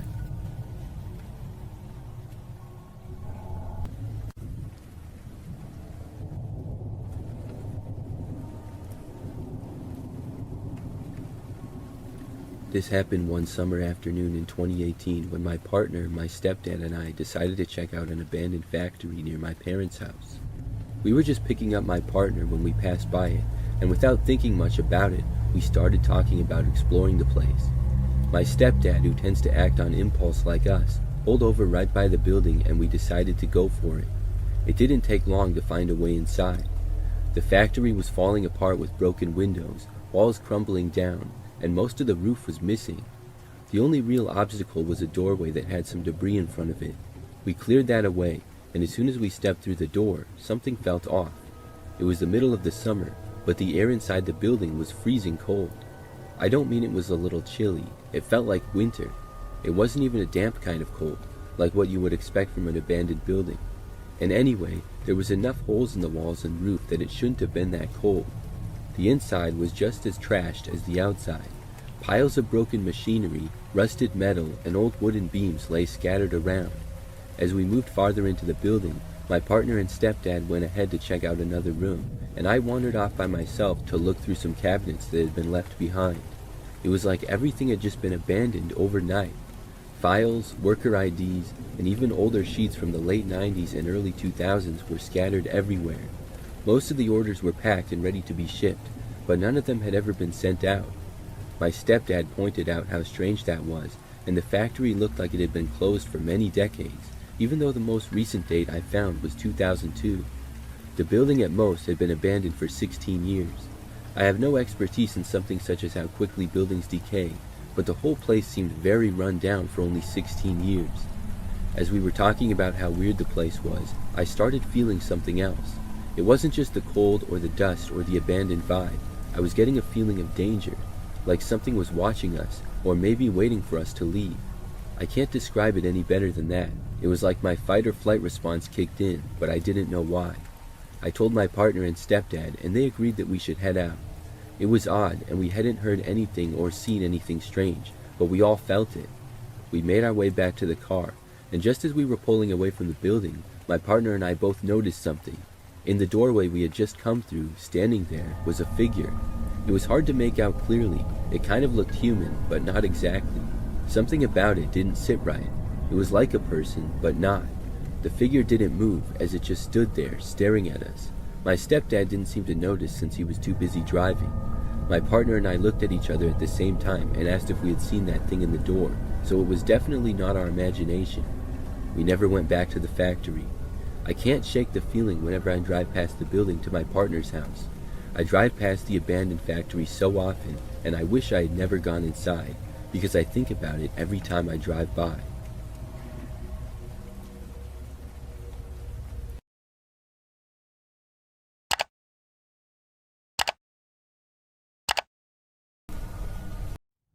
Not too long ago, I was watching YouTube videos with my girlfriend. We were at my apartment just hanging out at night. I have an apartment that's not the greatest. It's on the first floor, and I have a little patio that goes outside from the living room through a sliding glass door. Overall, it's fine though. So like I said, my girlfriend was over and we were just sitting on the couch watching TV. We watch YouTube or whatever all the time. It was probably like 9 p.m. or so. Suddenly, the screen went black for a moment, and then we were seeing some random phone screen. We were both very confused at first, but soon realized that someone must have connected their phone to my TV by mistake. There's a lot of apartment units close by, so you can connect to other people's devices if you really want to. We were seeing the phone screen of whoever this was going through their apps. I figured they would disconnect after realizing they were connected to my TV and not their own, and I expected the screen to return to what we were doing. In the meantime though, I was kind of interested to see what this person was doing, so I didn't bother to get up and turn off the TV or anything. The person then went into the Photos app on their phone. Then they started scrolling through them one at a time. It didn't take me long to see myself among these photos. There were pictures taken straight from my social media pages, such as Facebook and Instagram, just screenshots of them. And then there were pictures of my girlfriend as well. All kinds of pictures of both of us, from both my Facebook and her Facebook as well. And the more this went on, the more confused and creeped out we were. There were probably 10 photos of each of us, and this went on for several minutes. My girlfriend and I were talking to each other in disbelief, wondering who this was and what they were doing. Then, just like that, their phone disconnected. My TV returned to its home screen, and I was left wondering what on earth had just happened. But less than 5 minutes later, as my girlfriend and I were talking to each other trying to figure out what was going on, there was suddenly a knock at my apartment door. I rarely get anybody knocking on the door, so as soon as it happened, we both stopped talking instantly. After a moment, I got up and walked over to see who was there. When I got there, I didn't see anybody. I was even more paranoid now. I figured whoever had connected to the TV had just knocked on my door. We were very confused, and eventually sat back down on the couch and tried to forget about it. We went on the YouTube app again and tried to play a video to take our mind off of things. Meanwhile, my sliding glass door in the room was mostly covered by blinds, but there was about 2 feet at the end that wasn't, as they weren't closed all the way. A few minutes into watching YouTube again, and I saw something out of the corner of my eye. You couldn't really see anything outside with some light being on in the apartment and it being dark out, but I did notice that someone was really close to the window in the opening of the blinds. I looked closer, and the person came closer. Then I realized that there was a man wearing a black ski mask with his face right on the other side of the glass, looking in. My girlfriend noticed him just after me and screamed. She got up and ran out of the room, as I stood up and backed away in shock. Then, very quickly, the masked man turned and ran off into the night. I went over and closed the blinds entirely. Then I made sure that every door and window was covered and locked and all that. I was very paranoid for the rest of the night, but nothing else happened. And since then, there have been no other occurrences like that. It could have just been an elaborate prank, but that was a little bit far to be taking things in my mind. And I also have no idea who would do that kind of a prank to us. My girlfriend and I still get a little bit worried that something like that might happen again when we're at my place at night, and we also have no clue who it was that could have done it. I'm just hoping that they don't return.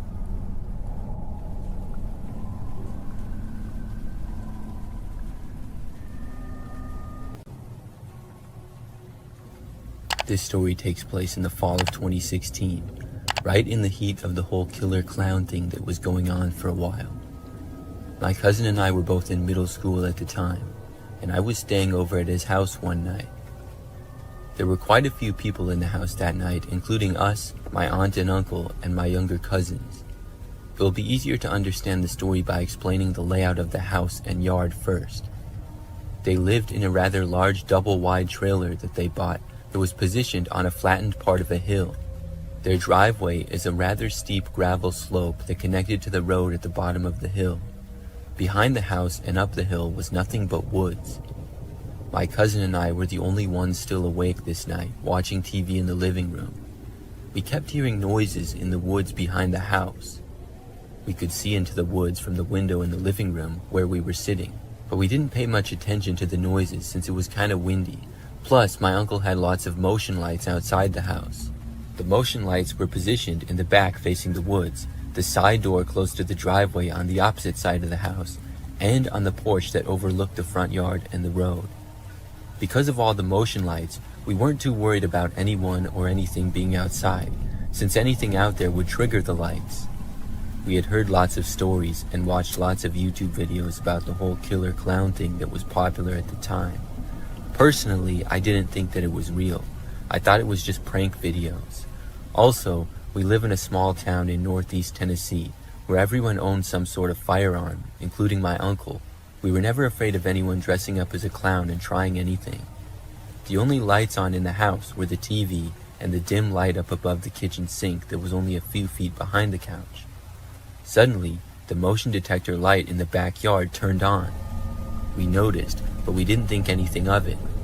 The lights were set on a 10-minute timer, and if it detected movement, it would stay on and turn off after 10 minutes if no other movement was detected.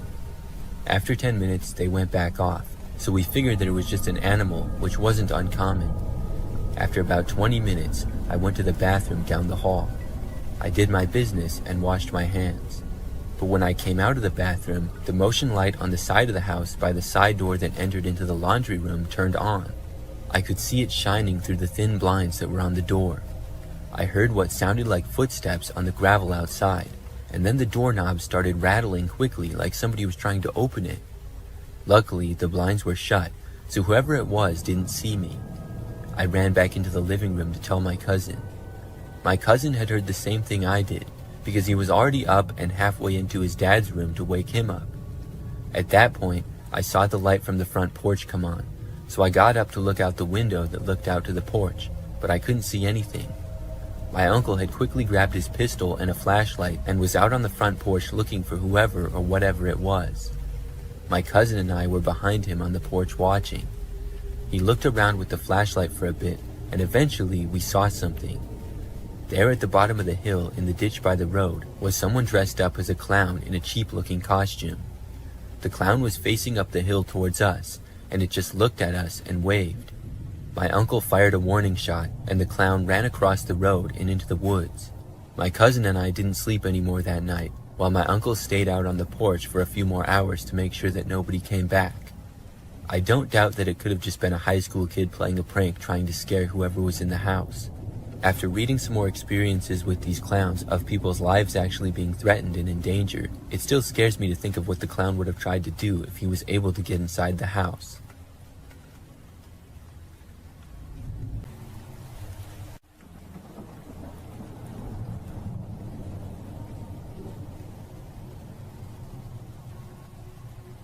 When I was a freshman in college, I lived in the dorms and I got a random roommate.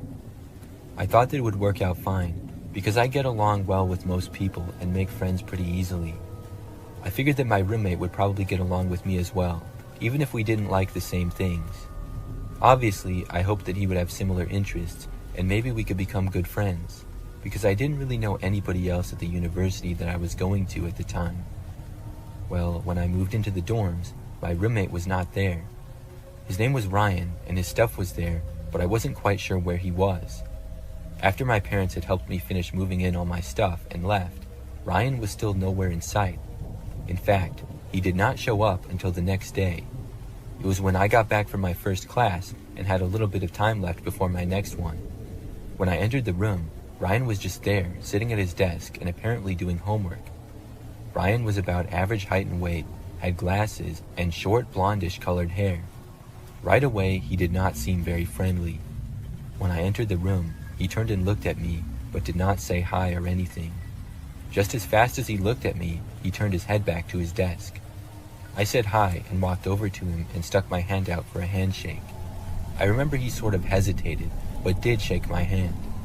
I had a brief conversation with him, asking him about himself. He was not a freshman like me, but a sophomore at the school, and he was from a small town several hours away. That was really all that I gathered. Soon, I went to my next class. After that, things only got more and more strange. Ryan was not often in his room, but when he was, I would sometimes try talking to him. He would usually give me very short answers and never ask me anything about myself. I thought maybe he was just shy or uncomfortable around other people, but at one point, he told me in a very stern way to stop talking to him and to not talk to him anymore. It was pretty rude, and I no longer felt like he was just a shy kid, but a kind of rude one. Still, I didn't want it to be a terrible semester, so I chose not to argue or anything. I decided to just let him be on his side of the room, and I would do my thing on my side. As the weeks went on, Ryan would be gone for sometimes days at a time. I would wake up and he would just be gone. Then when it would be nighttime, he still wouldn't be there, and I wouldn't see him for several days. Then, typically, he'd just walk into the room like nothing happened, or I'd come back and he'd already be there. I never bothered to ask him where he was though, knowing that he didn't want me talking to him. I remember at one point, on one of the days that he was at the dorm, he left sometime in the evening. Hours later, at probably like 11 o'clock at night or so, I remember I heard talking in the hallway. It got louder, and I realized that two guys were arguing. I recognized Ryan's voice to be one of them. He loudly told the guy to shut up, and a few seconds later, he walked into the room. I found out the next day that it was another guy who lived on our floor who he yelled at. Apparently, all the guy said to him was, "Hey, how's it going?" when they passed each other in the hallway. Ryan snapped at him immediately, telling him not to talk to him, which made the other guy angry. They argued briefly before Ryan walked away. I found this out because the other guy came up to me and told me that my roommate was really strange. That's when we had the conversation, and I was kind of creeped out by Ryan's erratic behavior. As the next few weeks went on, I was hoping to be able to get a new roommate when the next semester rolled around. In the meantime, I just ignored Ryan and he did the same to me. It really wasn't that bad because he was typically gone, so it was mostly like I had my own dorm to myself. You just never knew when Ryan would be back or how long he would be there. So one day, I remember that I got up and went to class. Ryan had been gone for the whole night and was still gone when I got up and left. I was away for several hours attending my classes. When I returned to the dorm room, I went inside to see everything on my side of the room just gone. It was the craziest thing that I'd ever seen. The bed, desk, and chair that came with the room were still there, but literally everything that I had was gone. My books, my blankets and pillows, clothes, snacks, and everything was nowhere in sight. Ryan's side of the room looked exactly the same, and Ryan was not there. I went inside the room and looked around, trying to figure out what happened. I was sure that I locked the door when I left, and I immediately suspected Ryan. I started to look on his side of the room. He really didn't have that much stuff to begin with. He really just had some clothes, a few blankets, and some notebooks. There was no place that he could have put all my things. After realizing that my stuff was definitely not in the room, I walked out into the hallway. I went to the resident assistant and told him what happened. We did a small investigation looking around the building, and soon we got in touch with campus security. Unfortunately, the dorm building was really old and did not have any security cameras inside of it. Luckily, I had made a few friends by that point in the school year. One had a dorm room all to himself, so I stayed in his spare bed for the next couple of nights. An investigation was done, and Ryan was nowhere to be seen. Several days later, though, my things were found. They were located a little ways into a woods just off campus. He had tossed all my stuff there. Ryan, meanwhile, did not show up for the entire rest of the semester. I was given a new dorm room all to myself by the school, and they also gave me a gift card to buy some new stuff, so that was nice. But as far as I'm aware, Ryan never showed up to campus again. I have no idea where he went. He was a very strange guy, but I'm glad that I didn't have to live with him any longer. The next night, a few hours after I had gotten home from work, there was a knock on the front door. I walked over to the front of my house and looked out the window to see what looked like Elliot standing there. I couldn't believe that he was actually at my house. I never would have guessed that he would have done that. When I saw this, I jumped back and walked away from the door. He knocked again. There was no way that I was answering the door. This guy had to be insane. I heard him yell that he knew I was home from the other side of the door. I'm not sure how he knew that. Maybe he heard me walking when I went by the door. I didn't think that he saw me when I looked out of the window. Still, I wasn't going to answer it. Instead, I called the police. I told them that a man who I had met on Facebook showed up at my house unannounced and uninvited and would not leave. I was told that somebody would be there shortly, and the police got there much faster than I expected. Elliot basically stayed on my front step. He didn't try to force entry, but he sure wasn't leaving. When the police got there, they talked to him, and then they talked to me as well. Eventually, they got Elliot to leave and told him that if he came back, he would be arrested. He agreed not to come back, and luckily he kept his word. I haven't seen him or been contacted by him since then. I still can't believe that he did that though.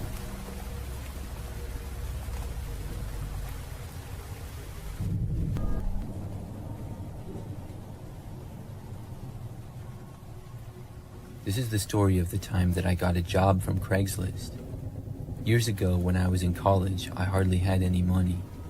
I was really busy, and I remember during the summer one year, I got this internship, but I didn't get paid anything for it. I was living with my parents, so I didn't have too many expenses, but I still wanted to have a little bit of money. I couldn't get a job because I didn't have enough time in my schedule. But that gave me the idea to look on Craigslist for something that I could do on a weekend sometime. I knew that there were people who would pay money for you to do yard work for them or something. And yard work was exactly the type of thing that I was looking for. I was pretty confident in my skills, and after looking on Craigslist for a couple of days, I saw an ad that interested me. It was a man who said he needed somebody to do quite a bit of work on his property. The job would take several hours at least, but he was willing to pay good money for it. And the guy also said that there was potential that he would need work done again another time. The ad did not have a specific day, but said to contact him for more information. So I reached out, and pretty quickly I got a response. We arranged a meeting of basically a job interview at a local restaurant. The man's name was Robert, and he seemed to be a nice guy. He said that he owned several houses in the general area. Some he was fixing up to sell, and others to rent. He recently bought a house that needed a lot of yard work done to the property. He said that if I wanted, he might need me for another property in the future as well. The man asked me what day I would be available to work, and I told him. So he gave me the address of the house and said that I could have the job. When the date we agreed on several days later came, I drove to the house and got there when I was supposed to. Robert was not there, but he was at another one of his properties. He said that when I was almost done working to text him and he would come by and pay me. Then I started work. The property of the house was a little bit out there in the country. I was supposed to mow the grass, do some weeding, pick up all the tree branches and stuff in the yard, and then plant a bunch of these flowers that the guy had. The yard was pretty large in both the front and backyard, and at the end of the backyard was a large woods. I'm not sure if that was still his property or not, but I believe at least part of it was. It was definitely a lot of work, but I didn't mind it too much. About an hour in, when I was mowing the grass on the guy's riding mower, I saw something off. I was in the backyard and a good distance away from the house, but I saw what looked like a man staring at me from inside a window to the house. It really took me by surprise, because I was under the impression that the house was empty. I thought that maybe someone was renting the place or something like that. As I kept mowing, I looked over a few more times. When I got a little closer, the man suddenly moved away from the window. I didn't get a good look at him, but later on, I remember that I was mowing in the front and I saw him again. He was once more staring in my direction. When we made eye contact, he didn't move away this time. Instead, he continued to stare at me. I had to look away because it was really weird. I tried to just ignore it though. Soon I finished with the lawn and then went on to the gardening. Once more though, as I was doing this, I noticed the guy staring at me. Not too long after that time, I remember that I got a call from the owner of the house. He was just asking me how things were going and said that he would come by in a little bit. I said that it was going good, but then I decided to ask him if somebody was renting the house. The man said no, the house was currently vacant. I told him how there was a guy inside that kept staring at me. The man told me that he was going to call the police, and he was also going to come over as soon as he could. He recommended that I go to my car and wait in there until the police arrive. I took his advice, and I stopped working and went to my car. I was parked on the side of the street out front, and I kept looking to the windows but no longer saw the man. About 10 minutes later, the police arrived, followed by the homeowner about 2 minutes after that. He opened up the house for the police, and they went inside. About 10 minutes later, they came out and said that the place was empty. The man must have left. I was very confused because I hadn't seen him leave, so it had to be out the back. Robert went inside and said that he saw evidence that somebody else had been there. I didn't go in the house, so I don't know if something was stolen or what, but I was glad that he didn't think I was crazy or making it up. The police looked around the front and backyard briefly and then left. Before Robert left though, he said that he trusted that I would finish and he paid me. I was in fact going to finish, so I stayed there and I continued gardening. I was almost done, and it took me only like 20 or 30 more minutes to finish. When I was done, I was taking the weeds and tossing them in the woods like I was supposed to. As I approached the entrance of the woods, I saw the man again. He was standing pretty deep in the woods, partly behind a tree. I'm not sure if he knew that I saw him or not. I tried to play it off, and I calmly walked away. I was really glad that I was done with work. I quickly went to my car and then left. I called Robert and told him that the guy was back. After that, I went home. I'm not sure who that guy was or how he got into the house, but that was a really creepy experience.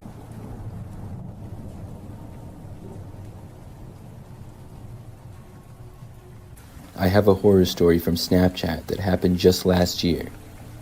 I use Snapchat quite a bit and communicate with friends on there a lot. I post stories pretty frequently as well. I've had Snapchat for almost 10 years and over time have accumulated lots of friends on the app. When I post a story, sometimes friends will reply to them and say whatever. Now, starting last year, every time I posted a story, this one guy would seem to reply to it. I didn't really know who he was, but his name on Snapchat was Dave. I don't have any idea when exactly he added me or anything, but he would say things that were sort of creepy. Like one, for example, that stood out was when I posted a picture of my new apartment. The picture was just of like the living room and kitchen. He responded saying, "I wish I knew where you lived." It was almost like he was trying to be weird. I never bothered to delete him or anything because I didn't think it was too much of a problem. He never snapped me outside of responding to my stories, but eventually I got tired of it and deleted him. I didn't really think anything of it after doing so, but the next day a new account added me on Snapchat. I didn't know that it was him making another account. I added him back out of curiosity because I had no idea who it was. Then he sent me a snap asking why I deleted him. I then realized who it was and then deleted that account. Not too long after that, he tried to add me again with another one, but I did not add him back. He was using different usernames, but I knew that it was still him. The very next day, I got a text on my phone from a number that I did not recognize. It just said, "Hi," and I asked who it was. It took until like the third text for me to realize that it was the same guy. He started cursing me out, calling me terrible things, and was clearly very angry how I kept ignoring him. I blocked the number after he sent me about 20 texts in the span of 2 minutes. However, this couldn't stop him either. As most of you know, there are apps and websites where you can get new phone numbers for free. I've really never used one, but I know that they exist. I'm guessing that's what this guy was doing, because I got another text a while later. It was very clearly still him. I blocked this number too. Then, a while later, there was another new number. This time, though, he left a voicemail. I listened to it, and the man sounded much older than me. He basically called me every name in the book and then threatened me. I blocked his number. This continued for several days. I tried to ignore it as best as I could and just kept blocking his numbers. Soon, though, I decided to get a new phone. I sort of needed one anyways, and decided to get a new number as well. I also changed my Snapchat username. After that, I never heard from the guy again. Hopefully it stays that way.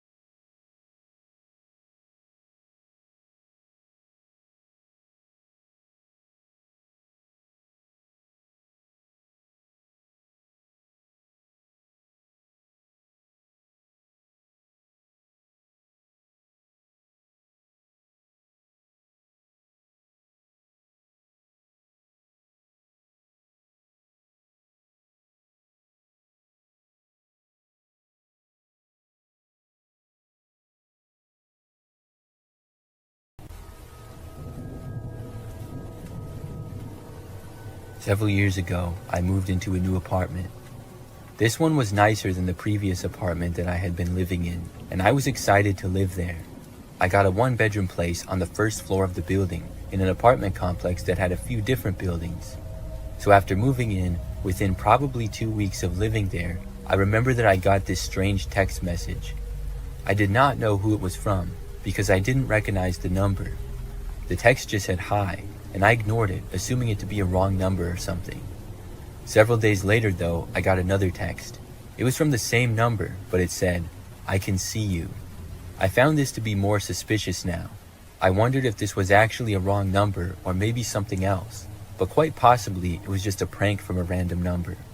I texted back asking who it was. They did not respond though. I got up and went over to my window and closed the blinds. It was nighttime, and I had a very large window that led out to a patio. Next to that was a small courtyard that connected to the other apartment building. I wondered if somebody could in fact see me, but I didn't really think so. I didn't get any more texts for the rest of that night. Either the next night or the one after, I actually got a call though. When I saw the number was calling me, I hesitated before answering, but my curiosity got the better of me. Even though I was really nervous, I picked up. I said hello, and there was a pause before I heard a whisper of a man on the other end. He just said that he knew where I lived and that I was home. I didn't know what to make of this. I tried asking him who it was, but then he hung up on me. By now, I was really creeped out about this whole situation. After that call though, for a few days, there was nothing. Everything was fine and there were no texts or calls. I was starting to forget about it until late at night when there was a random knock at my door. I was in the other room and instantly thought that the knocking might be connected to the strange texts and stuff. I didn't want to answer it, so I didn't. The knocking continued on and off for about a minute or two. When it finally stopped, after a couple of minutes, I got up and checked the door as well as the hallway. There was nobody there anymore. I was really nervous, but I didn't go to the police or anything. For the next few days, nothing happened, and things were actually fine for a few weeks after that. It had all stopped, and I was really happy about it, but I didn't know why. Then I ended up finding out something crazy. There was this guy who lived in the apartment complex, and he had been arrested for stalking a woman who lived in the next building from mine. When I heard the details of the case, it sounded very similar to me. He had texted and called her repeatedly before somehow entering her apartment one night. She managed to escape and call police, leading to the guy being caught. When I heard this, I realized why it had stopped, because the man was caught. I'm really glad that they got him when they did.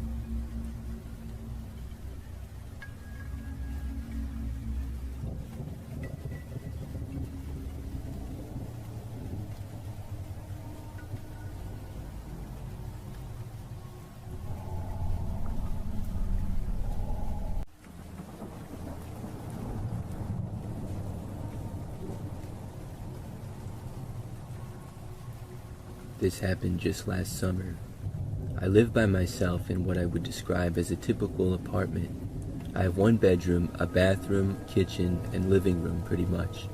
It's inside of a building in a fairly large apartment complex. So one night, I worked sort of late into the night at my job. I was really tired from the long day and pretty much just arrived home, took a quick shower, and went to bed. That was around midnight. However, I woke up at roughly 4 o'clock in the morning. Obviously, I wanted to get more sleep, but I was wide awake. I was also very thirsty and felt dehydrated. Sometimes, mostly in the summer, I wake up in the night because of dehydration, and obviously on this night I had worked late and not been able to drink as much. Then usually I drink some water and feel better immediately and then go right back to sleep. But some of the times when I wake up, I'm wide awake and can't go back to sleep right away. And this was one of those times. So what I usually do when that happens is get up and go into the living room and watch TV until I get sleepy again. That might be 15 or 30 minutes usually. So that was what I did on this night. I got out of bed, drank some water, immediately felt better, and then sat on the couch and turned on the TV. My couch is to the right of the front door to the apartment, about 20 feet away. I remember that when I sat down, I glanced over and happened to notice that my door was actually unlocked. I realized that I somehow had forgotten to lock it. Normally, I always remember, but I guess I forget sometimes. I went over and locked the door and then went back to the couch. I started watching TV and waited for myself to feel sleepy again. I was flipping around the channels for maybe 5 minutes when suddenly I heard a noise. Obviously, it was very quiet other than the noise from the TV, but the sound I heard was somebody trying to open the front door to my apartment. I really couldn't believe it, and I had no idea who it could be. I sat and listened, but didn't hear anything else. Then, after a moment, I got up and I walked over to the door. I looked out of the peephole, but nobody was there. Then I opened up my apartment door and looked into the hallway. That's when I saw him. There was a man wearing a hooded sweatshirt walking away from me down the hallway. He was mostly looking down at the ground, and then he went to another door and tried opening it, but this one was also locked. I watched him go to another door and try that one as well. Apparently, he hadn't noticed me opening the door. I didn't know who this guy was, but he was seemingly trying to get into any apartment. As he reached the end of the hallway, he suddenly looked behind him and then he saw me.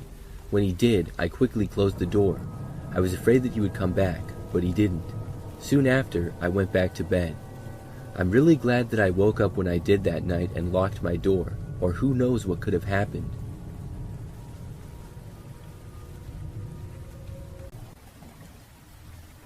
Many years ago, I used to live in this crappy apartment by myself.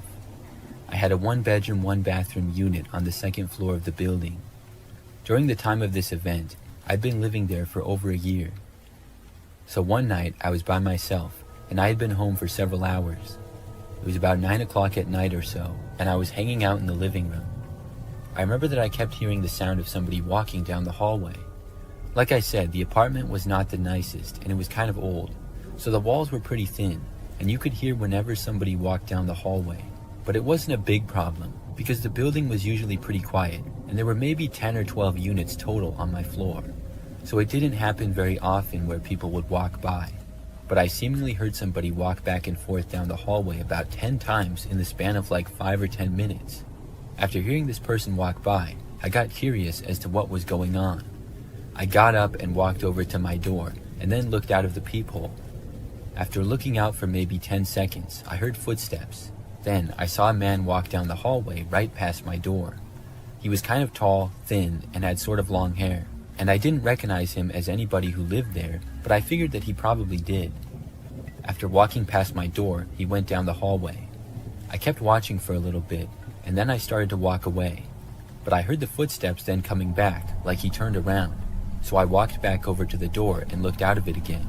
This time, the man started walking by again, but right as he got even with my door, he suddenly stopped, and then he turned his head and looked directly at my door. It was like he could see me, and I quickly moved back. It was really creepy. The guy started standing there right in front of my door. I did not go back to look. Instead, I went back into the living room. But a short time later, I heard a knocking on my door. I had a bad feeling about it, knowing that it was the strange guy who was walking up and down the hallways. Obviously, I had no clue what he wanted, but I also didn't want to know. So I did not get up and go answer the door, but he continued to knock. He would knock for a few seconds, stop, and then knock again. This went on for several minutes. I got annoyed, and I eventually got up and went to look again. When I did, I saw this guy still standing there on the other side.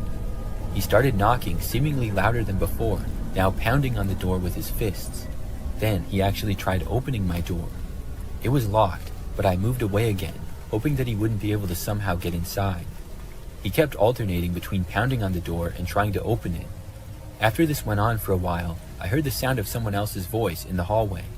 I recognized it as my neighbor Jerry, who lived across the hall and to the right. The guy stopped banging on my door, and I heard the two of them talking. Then, all of a sudden, I heard some shouting and what seemed like an altercation. I went over to the door, and this time I opened it. I saw Jerry laying on the ground, and just barely saw the other guy sprinting to the end of the hallway and then leave. I went over to Jerry and asked if he was okay.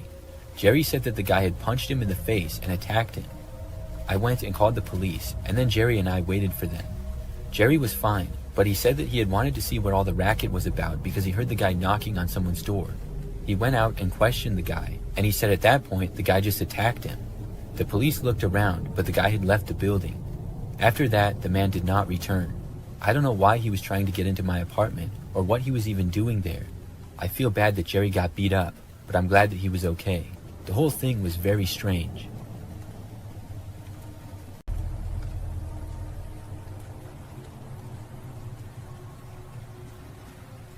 strange thing happened to me a couple of years ago. At the time, I lived in an apartment by myself. It was a 1-bedroom, 1-bathroom place, and I lived on the 2nd floor of the building. Overall, the apartment was not the nicest, and it didn't have that many units in it either. I knew a few of my neighbors, but not all of them. One night, I was at home by myself, like usual. It was sometime at night, I really don't know exactly the time, but there was a knock on my door. I walked over and answered it, without giving it that much thought. A man was standing there. He was kind of short and had dark brown hair. The man told me that he was my neighbor from down the hallway, and he pointed a ways to the left. He asked me if he could come inside of my apartment to make a phone call. He said that his Wi-Fi was not working, and he didn't have any service on his phone at the time, so without the Wi-Fi, he couldn't make any calls. I was not comfortable with this. I told the man sorry but no. He said that he would be really fast, and I told him that I really couldn't help him. He kind of came across as a little bit sketchy to me for some reason. The man turned to walk away, and I closed my door. I was really curious afterwards. I had never seen the man before, and had seen most of the people who lived in the building because it wasn't all that big. I thought maybe the guy would knock on another person's door, and I quietly opened my door and looked around the corner to see him walking away. He walked all the way to the end of the hall, and then he went inside of the elevator. I was suspicious that he didn't even live here. At one point or another, I had seen just about everyone that lived on my floor. After the man left, I went to one of the windows in my place. I looked out of it and to the guest parking lot where the main doors open up to. Now, there are assigned parking spaces for all the residents, and those are under the building. There's a small guest parking lot with like 10 spaces out front. I saw the man leave the building and then walk to an older looking car in the guest parking lot and drive away. He definitely didn't live here. So why would he lie to me and claim that he did? I didn't know, but the fact that he wanted me to let him inside of my apartment kind of creeps me out. He certainly made up the whole story about his Wi-Fi being down and him not having any cell phone service. I'm not sure how he got into the building in the first place, but most likely somebody else let him in when they were entering. After that night, I never saw him again. That pretty much confirmed to me that he didn't live there. I'm really glad that I didn't let him inside of my apartment.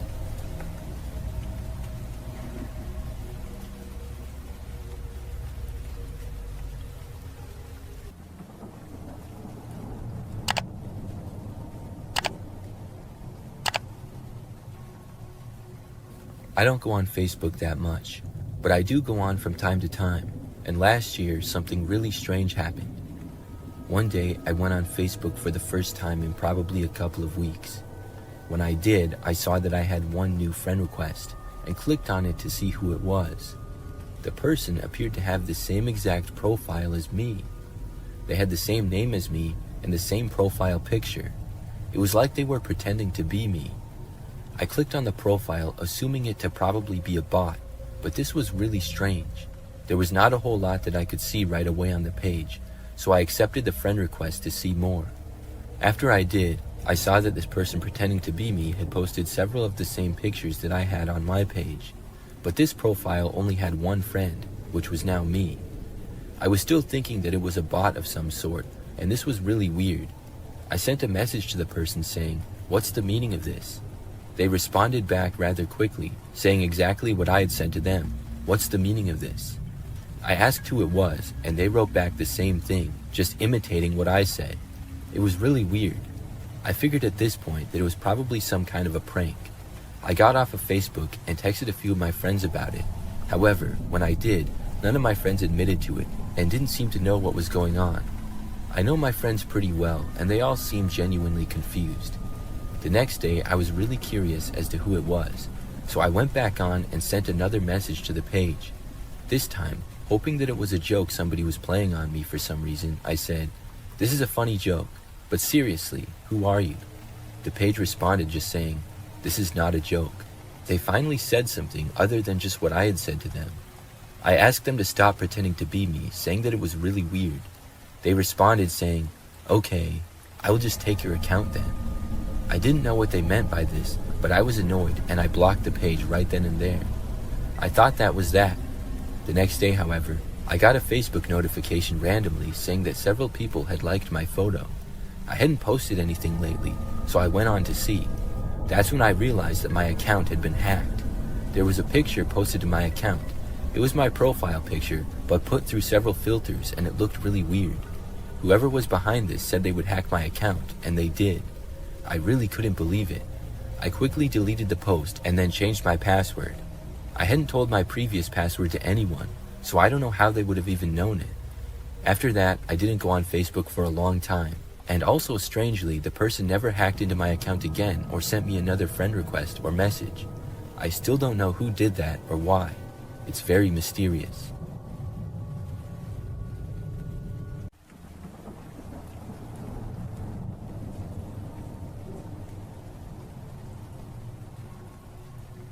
I used to live in this old apartment when I was younger.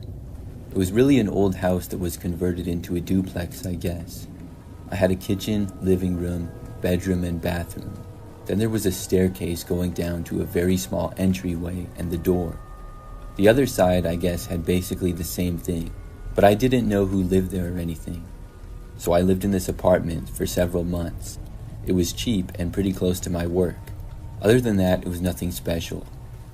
I never knew anything strange to happen over the course of the first month that I lived there. I pretty much would be at work a lot, but when I was home I never had any problems. But then there were a few nights where I realized I was waking up in the middle of the night. I just know that I woke up and then went back to sleep pretty much right away one time. Then, another time, I woke up to what I thought was a noise, but I didn't hear anything more after waking up. I remember sitting up in bed and listening closely, but did not hear anything at all. So eventually, I just went back to sleep. This was strange because I normally slept really well and never woke up in the night. These were situations that I didn't even necessarily remember during the next day. But then, when I woke up in the middle of the night for a third time in about a week, I was sure I heard a noise, and I found it really strange. Once more, I sat up and listened, but I didn't hear any more noises. I couldn't figure out if I was dreaming the noise or if it happened when I was awake. It just seemed pretty strange. But after a while of nothing again, I finally fell back asleep. I wasn't really sure what was going on, or what was the cause of me waking up. But then, one of the very next nights, I remember that I woke up again. I don't really remember hearing any noises, but I also was like wide awake immediately after waking up, which was weird. I didn't sit up, but rolled over to my other side. I was looking in the rest of the room, which was completely dark, but I then heard a small creaking sound. It was as if my bedroom door was being opened slowly. I looked over and saw that it was. Then I saw somebody suddenly enter the room from the doorway. It was a man, but I couldn't make out any details. The guy took a step into the room, but did not advance any farther. I was literally too scared to move. It was so dark that I'm not sure if he knew I was awake or not. The man then took out some sort of camera and took a picture of me. Then he disappeared back behind the doorway, going into the hall. I honestly couldn't believe it. I didn't know what on earth was happening. Then I heard some creaking from the floor in the hallway, and I heard a noise like a door being opened and closed. It was quiet but noticeable. After that, everything went completely silent again. I sat in bed without hearing anything for probably the next 10 or 20 minutes. I wasn't sure if I was being robbed or what, but I hadn't heard any noises in a long time. I finally got up and walked around my bedroom. There still was no other sounds, and then I left and went out into the hallway. I turned on a light and did not see or hear anything. Then I went around every room slowly and looked around. My place really wasn't that big, so it didn't take me long to realize that the other person was gone. But when I got to the end of the hallway upstairs, past my bedroom and across from a closet, I realized what must have happened. There was a door leading to my next door neighbors. However, this door I was told was not in use and was always locked. It even had a small table with a lamp on it in front of it, and the door was painted the same color as the wall, so it wasn't really that noticeable. But I knew that had to be where the person had gone. For some reason, the door must not be locked on the other side. After that, I couldn't sleep. I stayed up the rest of the night. In the morning, as soon as I was able to, I contacted the management from my place. I reported what was happening, and I started looking for another apartment immediately. The next few nights, I stayed at a friend's. Long story short, there was a man who lived next door, and he was caught. I'm happy that he never got in my place again after that. The times I had been waking up must have been when he left to go back to his place, possibly when he was closing the door. I will never forget seeing him in my room. It was the creepiest situation that's ever happened to me.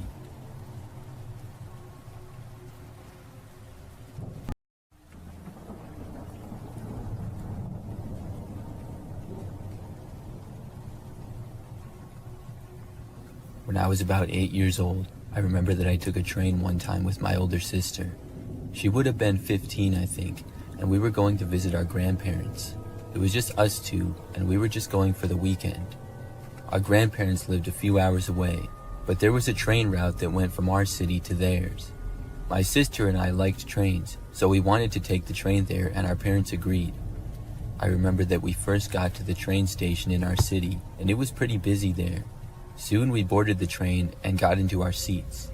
The ride was pretty smooth, and we sat by the windows and watched things go by. I would say that the train was almost completely full with passengers. When we arrived in our grandparents' city, we got off the train along with most of the other people. Some of them were staying to go to the next stop though. So my sister and I walked into the train station, and I guess our grandparents were not there yet to pick us up. As we waited, my sister said that she was going to use the restroom. I didn't have to go, so my sister walked off and I kept standing there. I looked around the station, and it was very busy with lots of other people around. After about 2 minutes or so, I remembered that this woman approached me. I didn't know who she was, but she pointed out to the train and said that my sister was boarding it. I figured that we had to go back on the train and this wasn't our stop, so I started to walk over. The woman then went with me to the train, and we both started to get back on. Now, to this point, I had just kind of been following my sister. I was young, and I didn't know exactly which stop was ours or which city we were even in. I just figured that I hadn't seen my sister after she had come out of the bathroom. So I actually got back onto the train and then went back to my seat, but I didn't see my sister there. I was confused, so at that point, I started looking around the train, thinking maybe she switched seats. The woman who was with me was sitting in the next row over. I didn't ask her where exactly my sister had gone or anything. Instead, I was just silently looking around. After about a minute, I actually saw my sister. She was walking just outside of the station and seemed to be looking around, probably for me. I got up and started to walk for the doors of the train. When I stood, the woman also stood up and asked me where I was going. I told her that my sister was not on the train and I started walking away. The woman did not say anything back to me. She also didn't go after me or anything. I left the train and then walked over to my sister. I was very confused at this point. But when I reached my sister, she asked me what on earth I was doing back on the train. I told her how the lady told me she had been on, and I figured that we had to take the train to another city. My sister told me that we were in the city that our grandparents lived in, and she didn't know what that lady was talking about. I realized at that point that I may have avoided something bad. The train left a very short time after that, and we got picked up by my grandparents. Looking back at that, I'm really glad that I saw my sister and got off the train when I did.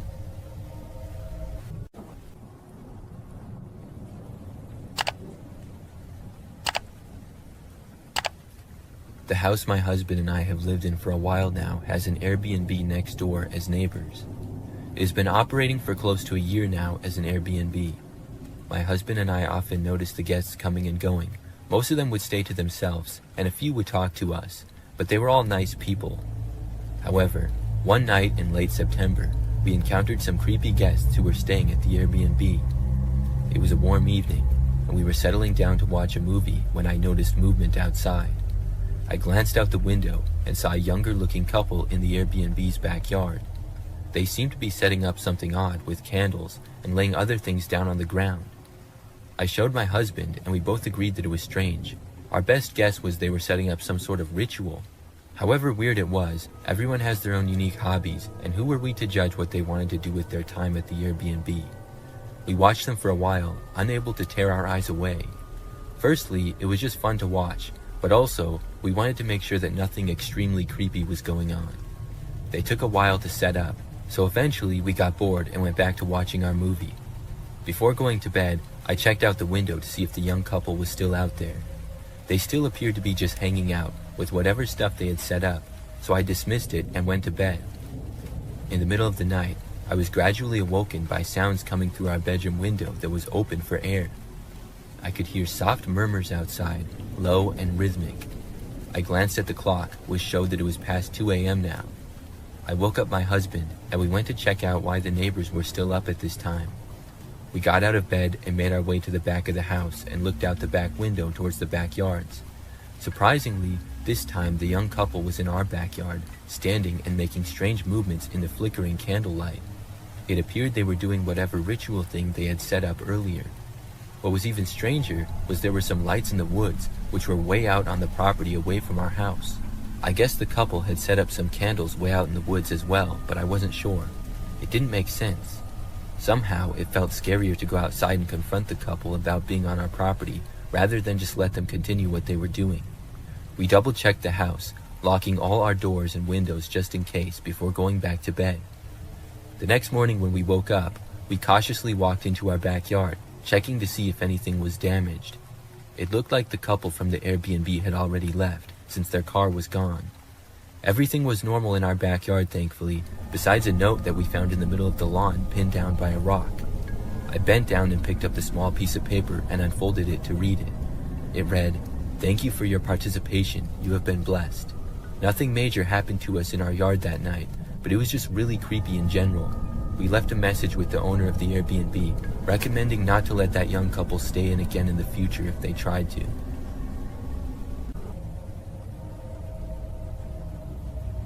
It was a Friday night, and my friends and I decided to hang out at the park. We were bored, and the night felt perfect for some fresh air. Around 10 p.m., we heard a car approaching. It was slow, the headlights cutting through the darkness. At first, we didn't think much of it, but then we noticed it was moving towards us. As it got closer, we could see that it was an old beat-up sedan with the windows tinted, so we couldn't see who was inside. "Probably just somebody passing through," I said, trying to shrug it off. But as soon as it got closer, the car stopped right in front of us. We looked at each other, unsure of what to do. The engine idled, and the driver's side window rolled down. Staring out the window that had just been rolled down was a clown, complete with a painted face and wild hair. He had a wide grin that looked more unsettling than friendly. "What's up, kids?" he shouted, his voice high-pitched, and he asked us if we needed a ride. We all exchanged nervous glances. Nobody said anything, and we just hoped that he would drive away. There was something off about him, his smile and the way his eyes seemed to be darting around. The clown called out to us again, saying, "Come on, don't be shy." My friend Sarah was the first one to say anything, as she whispered to us that we should leave, her voice shaking. She stood up, and we all followed her lead, backing away from the bench. "Wait, where are you going?" the clown asked, still grinning. "I'm just trying to be friendly," he said. We turned and ran towards the nearest exit of the park. I looked back once, and the clown was still sitting there, his smile now more sinister. We didn't stop running until we reached my house. Out of breath, we piled into the living room, slamming the door behind us. We tried to laugh it off, but the mood had shifted. We were all on edge, checking the windows to make sure that the clown wasn't following us. We eventually relaxed a bit and put on a movie. Hours passed, and at around 1 a.m. after the movie was over, my friends began to leave one by one. After the last one left, I locked the door and turned off the lights. I settled onto the couch, thinking I might finally get some sleep. But then I heard a faint sound outside, an engine slowly driving up the street. I walked quietly to the window and peeked through the blinds. There it was, the same old sedan from earlier, and the window rolled down with that same clown staring straight at my house. His face was illuminated by the dashboard lights, and his grin seemed wider than before. He just sat there, motionless, as if waiting for me to make a move. I backed away from the window, my mind racing. I wanted to call the police, but I didn't want to draw attention to myself or risk being seen. I stayed away from the window, pacing in the dark. The engine continued to run, and I could hear the faint sound of some circus tune music playing. Minutes stretched into what felt like hours. I didn't want to look, but curiosity gnawed at me, so I moved back to the window to take a look outside. I could see the clown now tapping his fingers against the steering wheel, still wearing that disturbing grin. Suddenly, he turned his head towards my window, as if sensing I was watching. My heart stopped, and I ducked down quickly, wondering if he had seen me. After what felt like an eternity, I heard the car door slam. I held my breath, waiting for the sound of footsteps, but instead, I heard the engine rev and the car speed off into the night. That image of the car and clown inside scared me for a while, and for the next couple weeks I was paranoid, always checking around me if it was nearby, especially at night.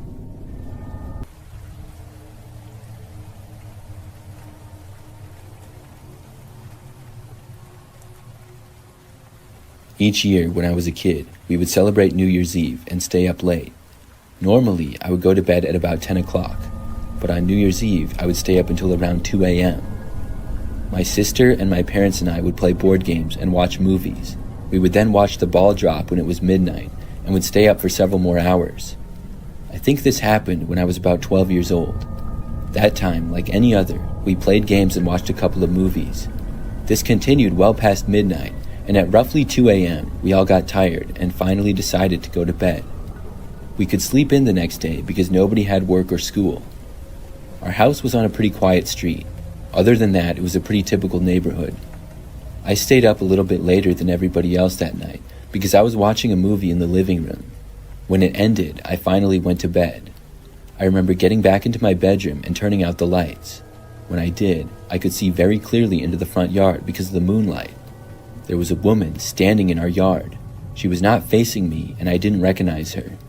I walked over to the window, and when I did, the woman turned and faced me. She saw me and then started to walk closer into my direction. This really creeped me out. Nobody was supposed to be in our front yard. Nothing like this had ever happened before. I moved away from the window and hid. I ducked down and laid on the floor so that she couldn't see me. My window was pretty large, and I did not have a cover on it at the time. Now, my bedroom was also on the second floor, so she couldn't directly reach me, but I was still terrified. I waited there, just hoping that she would go away. A few minutes went by. Then, I heard something hit my window. I wasn't sure as to what it was. I started watching my window, and something else hit it. The woman was throwing sticks at it. She was trying to get my attention, and I don't know why, but I got up. I carefully looked out of the window again. The woman was still there, and looking right up at me, this time closer. She said something, but I couldn't hear her. Then I saw her motioning for me to let her inside. I was not going to do that. She then walked to the side of the yard near the front door. Then she knocked on the front door. I didn't move. I was hoping that my parents or sister would wake up. I didn't have the thought to call the police for some reason. It just never entered my mind. The woman knocked on the door on and off for like 5 minutes. Finally, she walked away. I watched her from the window walk to the end of the driveway and then a little ways down. She then got inside of a vehicle and drove off. The whole situation was really bizarre, and it really confused me. The next morning, I told my parents about it. They had no idea what she could have been doing either. Luckily, though, she never came back.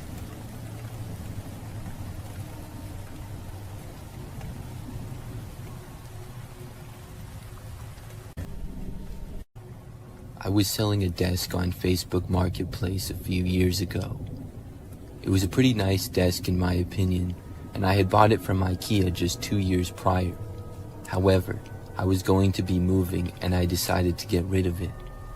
During this time, I lived in a smaller house by myself. I remember that after I made the listing for the desk, it took a couple of days before I got any responses. When I did, I got a message from a man named Charlie. He said that he wanted to buy the desk.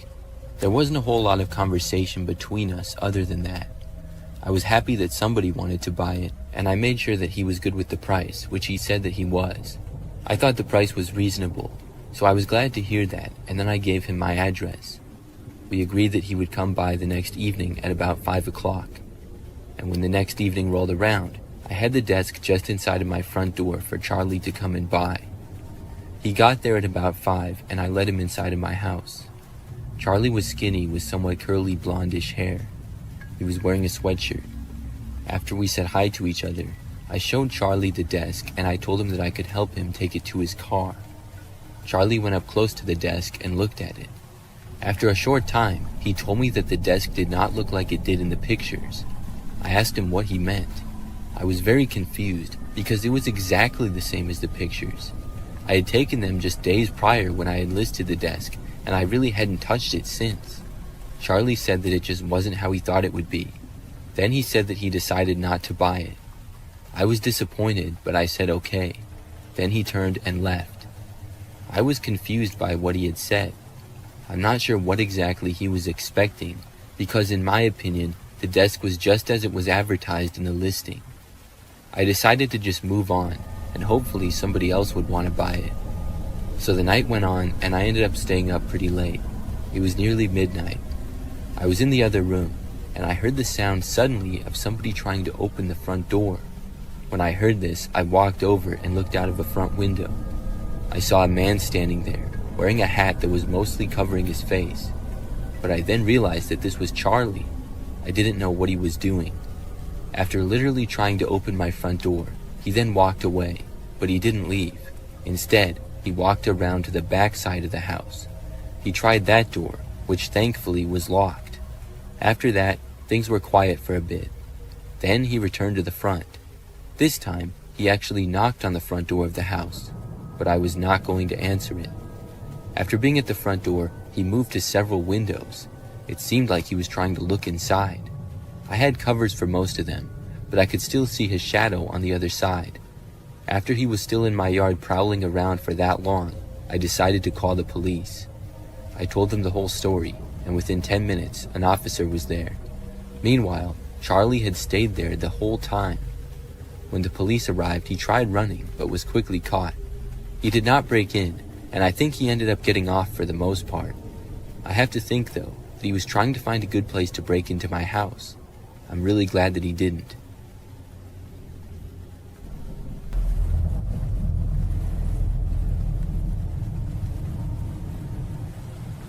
I'm one of those people that's always getting a new phone. I get one almost every year. For me, it's just a personal preference. A lot of times, I trade in my old phone for a new one, but that's not always the case. I happened to just buy a new iPhone a while back, but I still had my old one, so I decided to sell it on Facebook Marketplace. The phone was still pretty new, and I figured that somebody would want it. I listed it for a reasonable price, and within a day, someone had made me an offer. I sold it to them, and after receiving payment, I shipped it to the buyer, which was a man named Elliot.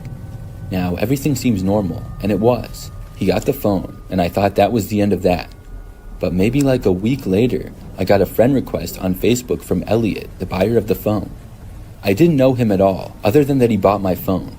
I clicked on his profile, and I knew that he lived in the same state, in a city that was like an hour or two away. When I clicked on his profile, though, there wasn't all that much information because we weren't friends. I thought that it was kind of weird, though, so I declined his request. The next day, he sent me a message.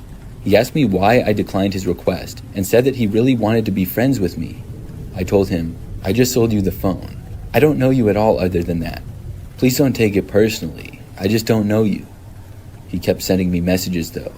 He called me some things that I will not repeat here, and he seemed pretty angry. At that point, I blocked him. It was really strange to say the least, but I thought that was the end of it. Now, Elliot did not contact me through Facebook or any other social media for that matter after that. What he did was much worse.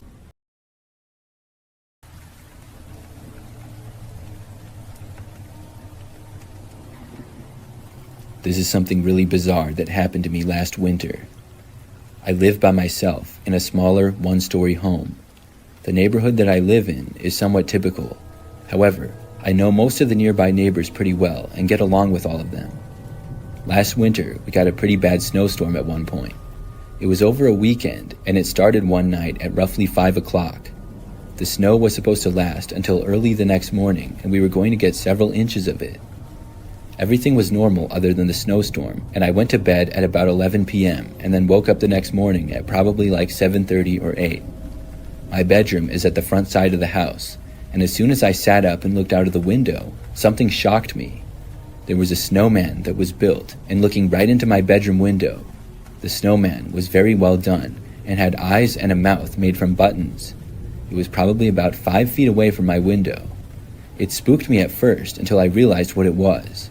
But then, I wondered how it got there. I certainly hadn't made it. It had to have been my next-door neighbor's kids. My next-door neighbors were a husband and wife who had kids in their early teens and middle school ages. They were the only kids in the immediate area of the neighborhood. Still, it seemed kind of unlike them to do that. Why wouldn't they just build it in their own yard? Plus, they were usually well behaved, and I didn't think that they would even go into my yard without permission. I went outside to snowplow my driveway. When I got out there, I saw my next door neighbor. His name is Todd, and he was already out using his snowblower. I walked over to him at the end of the driveway and waved. He stopped his snowblower and said that I had a nice snowman in the front yard. I told him that I didn't know how it got there and asked him if his kids had made it. He said no. He told me he had been inside with his kids watching a movie the night before. He assumed that I had made the snowman. We just joked about it after that, though. It was a pretty funny thing, but also a little bit strange. After that, I finished clearing my driveway and went back inside. The temperatures that we were having were in the high 20s all the way up to the mid 30s. This created good snowball or snowman snow. Fast forward to the next morning, I woke up and then went into the kitchen. The kitchen is at the back side of my house, and there's a window out to the backyard. When I looked out of it, there was another snowman. It hadn't been there the day before, and it was facing the back window, looking right at me just a few feet away. Somebody had made another one. This one, like the first, was very well made, but unlike the other one, it had some different props. Instead of just having a face made out of buttons, it had a gardening shovel used as its hand, and it was made to look like it was holding a pitchfork. I realized that the shovel and pitchfork had come from my garage. I went outside and then went to the garage. The back door was left open. Nobody was inside of it though. I was really creeped out now. Somebody was going into my yard in the middle of the night and making snowmen. This time they had entered my garage. I had left the door unlocked by accident, and I made sure to lock it. When whoever it was made a snowman in the front yard, I thought it was funny. But now that it was in the backyard and they went inside of my garage without permission, this was too far. Still, I had no idea who was doing it. At night, I never heard or saw anything. That night, I even looked out of the windows multiple times before going to bed. I didn't see anybody though. The next morning when I got up, both of the snowmen were destroyed. They were just gone and nowhere to be seen. Somebody had tore them down. I was really weirded out by the whole situation. After that, there were no more strange occurrences though. No more snowmen and no more strange things happening. I still wonder to this day who did that.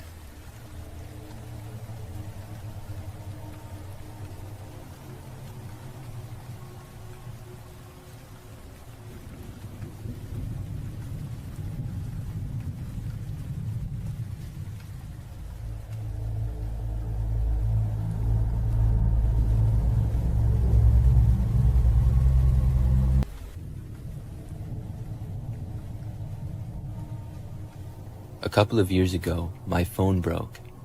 It had been pretty old, and I was sort of meaning to get a new one. But after breaking, I had to find a new one fast. I thought about going to the store or looking online. But to try to save some money, I went on Facebook Marketplace. I also wanted to get one as fast as possible.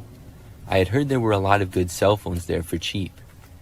After maybe 30 minutes of looking, I found one. It was the same phone that I had before, but a few generations newer. The price also seemed very cheap compared to what it would be elsewhere. So at that point, I decided to send the seller a message saying that I wanted to buy the phone. Now, the seller's Facebook account was pretty mysterious. Their name was just JM. I clicked on their profile, and they did not have a profile picture. There wasn't much information about them either. Still, I didn't think that was too big of a deal, and I contacted them. It did not take long before I heard back. The seller, Jay, I guess, told me that I could buy the phone as soon as that night, and I agreed. I suggested that we meet at a local shopping center. However, Jay said they could not do that because they had kids and could not leave their house. Instead, I was supposed to come over that night. I said okay, and I agreed to it. I understood that people with kids probably wouldn't be able to just go whenever. So I was given an address, and that night I drove to it. It took maybe 15 minutes to get there. It was a little bit far away in an area that I had never been before. When I got to the address, I saw that it was a house that looked slightly run down, and there didn't appear to be any lights on inside. The whole neighborhood looked a little bit run down, and the houses had fairly large properties. I had no way of texting the seller that I was there because of my phone being broken, but I had my watch, and I was right on time for when we agreed. So I walked up to the front step and rang the doorbell. After maybe 30 seconds, the door started to open. There were two doors, a screen door and then an actual one. The inside door opened just a few inches, and I saw a woman was standing behind it. She told me to go around to the back and then close the door. So I walked around to behind the house and then entered a back door there. This led into a dimly lit kitchen area. The woman was there inside and sitting at a table. I entered and then sat down across from her. It appeared as though every light in the rest of the house was off. We both just sat there in awkward silence for a few moments. Then I mentioned the phone, saying I would like to buy it. The woman said that she would go and get the phone and got up. I kept sitting at the table. She left the room and I waited at the table. The whole thing so far had seemed really strange. As I looked around, I saw no signs of her having kids. So I waited at the table for at least a good 5 minutes. I didn't know what was taking so long. Did she lose the phone or something? I decided to ask. I called out asking if she was okay, and she called back from the other room saying yes, and it would just be a moment. So I kept sitting there, but then at least 5 more minutes went by. I was starting to feel nervous. It was just really strange. When she left the room, she didn't turn any other lights on either. I could barely see around the kitchen as it was. Eventually, I got impatient and I stood up. I walked to the end of the kitchen and to the entrance of what appeared to be the living room. There was no sign of the woman. I called out again, asking what was taking so long. This time, though, I got no response. I kept standing there looking into the living room, and there was a hallway at the end of it. It was really dark, like I said, but after standing there for like a minute, I thought I saw the woman cross the hallway. She did not bother to say anything or acknowledge me. This was really weird. I walked back into the kitchen. I thought about things, and then I decided to just leave. This whole situation was creeping me out, and I didn't know what was going on. So I walked over to the back door, left, and then walked back out to my car. When I did, I looked back at the house. I saw now that one of the lights was on in a front window which hadn't been before. The woman was looking out of that window and staring at me from inside. It just really creeped me out. I got back inside of my car and drove home. After that, I went and bought a cell phone from the store.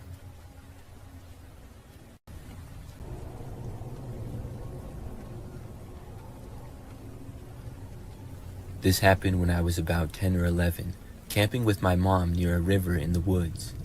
It was just the two of us out there, no one else around. The nearest farmhouse was a couple of miles away, but we were mostly alone. We had the tent set up and a small campfire going when a little before dark, this man arrived to our site. The area we were in was open to anyone wanting to camp, so it wasn't strange to see somebody else, but he had no gear with him at all. He made conversation with us and eventually came around to warning us that there were wild dogs in the area that we needed to watch out for. My mom and I were slightly uncomfortable because he didn't leave and said that he would stay at the campsite a while to protect us from the wild dogs. My mom hinted several times that we would be fine and that he was free to leave because we didn't need his protection. But he didn't leave. He stayed a long time, but there wasn't much we could do because it was a public campsite. He had the right to be there if he wanted, even though he had no camping stuff with him. Eventually, my mom told the man that we were going into our tent for the night, thanked him for keeping us company, and said that he could leave and we would be fine. I asked my mom quietly if he was going to hurt us, and she said of course not, but I could tell by the way her voice cracked that she was scared too. We didn't want to provoke him, but we didn't want to make him feel like we were scared either, so we just crawled into our tent while the man kept sitting on a log at the fire pit. I don't think my mom slept that night, as she had a knife close to where she lay in the tent. I watched the man through the flap in the tent for a while. At one point, while sitting by the fire, he pulled out a long knife and started sharpening it on a stick. He just stared down at the blade and ran it along the stick, making these slow scraping sounds. I asked my mom if he was going to kill us, and she kept saying no, but I could tell that she was worried. She tried not to show it, but she was prepared for the worst. I eventually fell asleep, but woke up a lot to see my mom was still awake, lying there and listening to the scraping sound of the knife on the stick. By morning, the guy was gone. I wasn't sure how long he had stayed or when he left. After packing up our gear, we stopped by the nearest farmhouse to tell somebody about the strange man. At the farmhouse, the old man there listened to our story, then kind of chuckled and said, "Oh, that's just Ivan. He means well, just doesn't know how to mind his own business." Apparently, he lived on a farm nearby, and the old man promised us that he'd have another word with his neighbor, reminding him not to be so rude and strange. A few years later, after our camping trip where we had met Ivan, I saw something disturbing. I was watching the news, and a man had been arrested who was a suspect in several missing person cases. They showed his photo on TV, and even though it had been a few years ago, I instantly noticed it was the guy who had been with us at the campsite. His name was Ivan Milat, a serial killer who had been picking up hitchhikers along the highways and killing them, and burying their bodies in the woods right across the river from where we had camped. I can't even describe the way I felt when I realized it. The guy who had been lurking outside our tent, sharpening a knife, talking about wild dogs, had been a serial killer. We had come so close to him, and I had no idea at the time.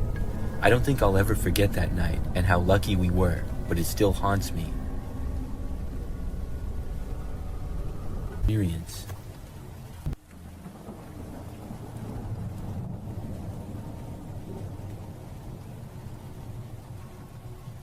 A couple of years ago, I bought a gaming computer on Facebook Marketplace. I've been wanting to buy one for a while, and I knew that they're typically very expensive. So that gave me the idea to go on Facebook Marketplace and look for a used one. After several days of looking, I found one that I wanted. I decided to reach out to the seller and ask a little more information about it. The seller was a guy named Jeremy. We went back and forth a little bit, and I decided that I wanted to buy it. It was a pretty good deal, so we agreed on a day that I would go over and get the computer. It also came with a monitor, keyboard, and mouse as well. So after I bought it, I took it home, set it up, and started using it. I was happy with my purchase, and I used the computer for the next week and a half. Then I got another message on Facebook from Jeremy. He said that he wanted his computer back. I was really confused when I saw this, because he had just sold it to me like a week before. He said that he changed his mind and wanted it back now. I didn't want to return it. I liked the computer, and I had already installed several games and other programs on it. I told Jeremy no, I wasn't going to return it. Then Jeremy said that he would give me a certain amount of money for it. The funny thing is that the amount he offered was less than I paid for the computer by a few $100s. I pointed that out, and he said that it was all he could afford to give. Now, when he originally said he wanted it back, I assumed that meant he would pay the full price. I said the answer was still no. I was really annoyed that this guy was trying to get the computer back, and even more annoyed that he wasn't offering the full price. If he didn't want to sell it, then he shouldn't have sold it. However, Jeremy was not happy that I refused to give the computer back. He then sent me a friend request on Facebook, and then started messaging me a bunch of times. I ignored him for a while, but after he kept sending me messages for like 3 days straight, I blocked him. I thought that was that. This situation was strange enough. But unfortunately, that was not the end of Jeremy. Probably about a week after I blocked Jeremy, he showed up to my house. I happened to be home alone and was in my bedroom, on the very gaming computer that I had bought from Jeremy. It was nighttime and about 8 p.m. and dark out. I heard a knocking coming from the front door. I got up and left my room and went over to the living room and then looked out of the window. Jeremy was there on the front step. I recognized him from when I bought the computer. How did he know where I lived? This was really strange. I watched him stand there and knock again on the front door. I was wondering what on earth he had planned. Did he think that by showing up at my house unannounced that would make me change my mind? I stayed in the living room and ignored his knocks. I was hoping that he would just go away, and most of the lights in my house were off, so maybe he would think that I wasn't home. But I watched Jeremy hang around the front step for several more minutes. I was kind of looking around, and I had to move back from the window so that he wouldn't see me. He came back and knocked again on the front door, this time louder. He also yelled, asking for me to come outside. I still ignored him. I walked back to my bedroom, hoping that Jeremy would eventually give up and leave. When I got back to my room, I put in some headphones and sat back down at my computer. For the next 5 minutes or so, everything was fine. But suddenly, I heard a knocking sound. I took out my headphones and looked to the direction of my window. Jeremy was standing there, looking into my bedroom. I got up and ran over to the window and closed the blinds. Jeremy started yelling at me, but I couldn't really hear what he said very well. I left my bedroom and went back towards the living room. By that time, Jeremy had made his way back towards my front door. Then he started banging on it again. I I went over to the door and shouted to him that I was going to call the police. Jeremy yelled at me to give the computer back. Then I called the cops. I told him what was going on, and Jeremy still wasn't leaving, and he continued to stay there, even after I got off the phone with the police. But unfortunately, he finally left just moments before the cops got there. I talked to them, gave them a description of Jeremy, and told them my side of the story. After that, the police left and said to call back if Jeremy ever returned. I was afraid that he would, but luckily he didn't. I still have a hard time believing how crazy it was, and I can't believe that that actually happened.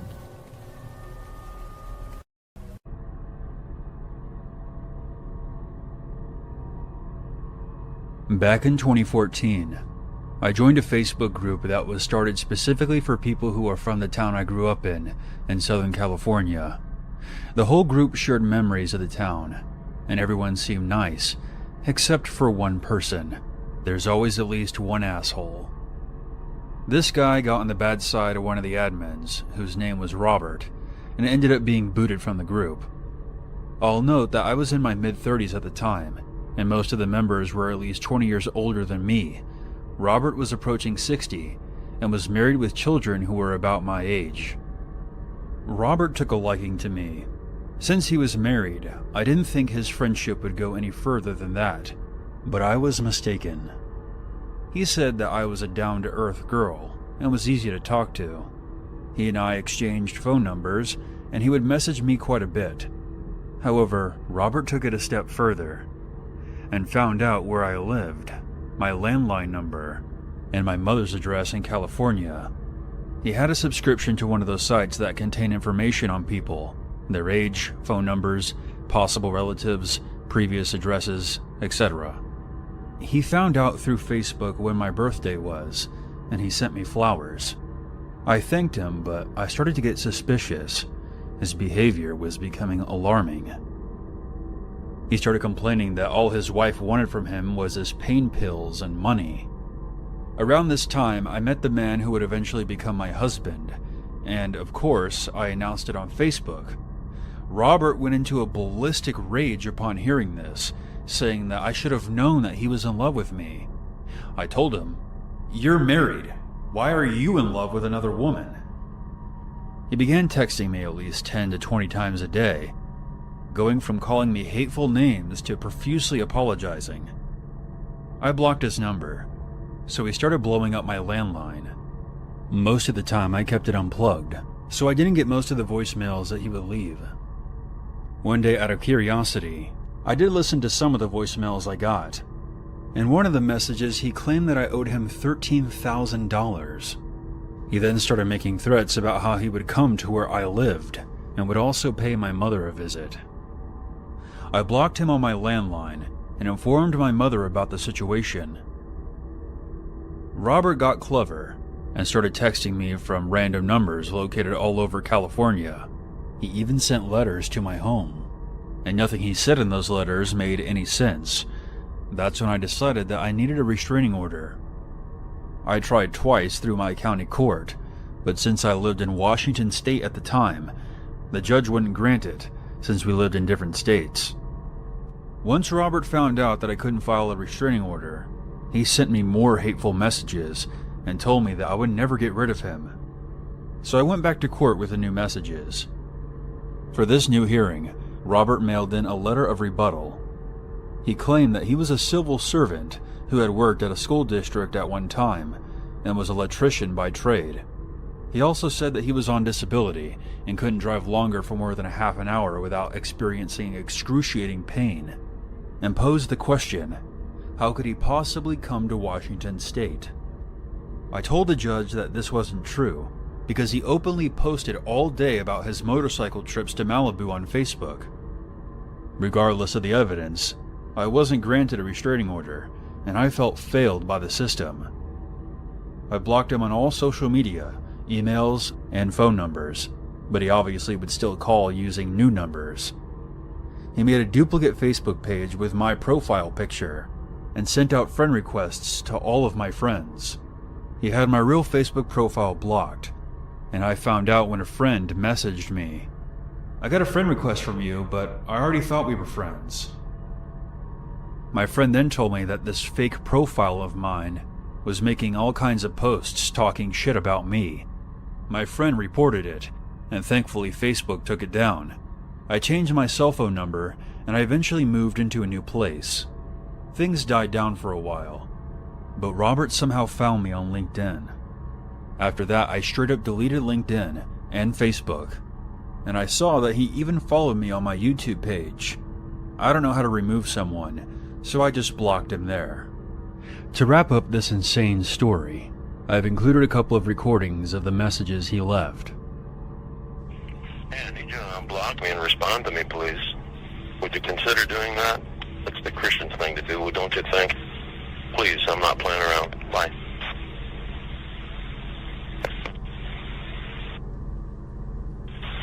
Look, if you don't respond to me, you're not leaving me too many choices here, and there only leaves me one, and I don't want to do that, and I don't want to blindside you. I wish you would just talk to me. We could work this out, but obviously you don't want that. But you're not leaving me much of a choice, and I won't be going after a paycheck. Bye.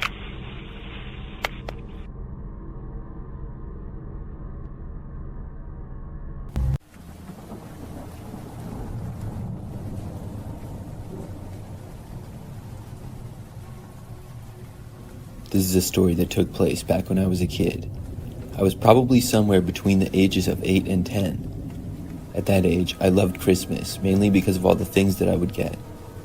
I lived with my parents, brother, and sister in a 2-story home in a typical neighborhood.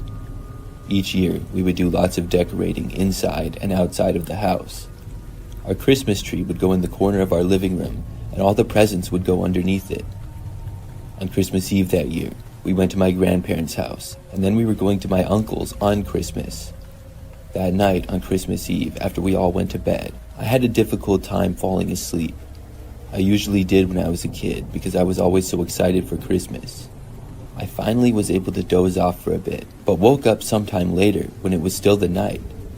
I remember just turning over to try to go back to sleep, but then I thought I heard a noise. It sounded like it was coming from downstairs. My bedroom was the closest to the stairs, and even I could barely hear it. I looked at the clock, and it was 2 a.m.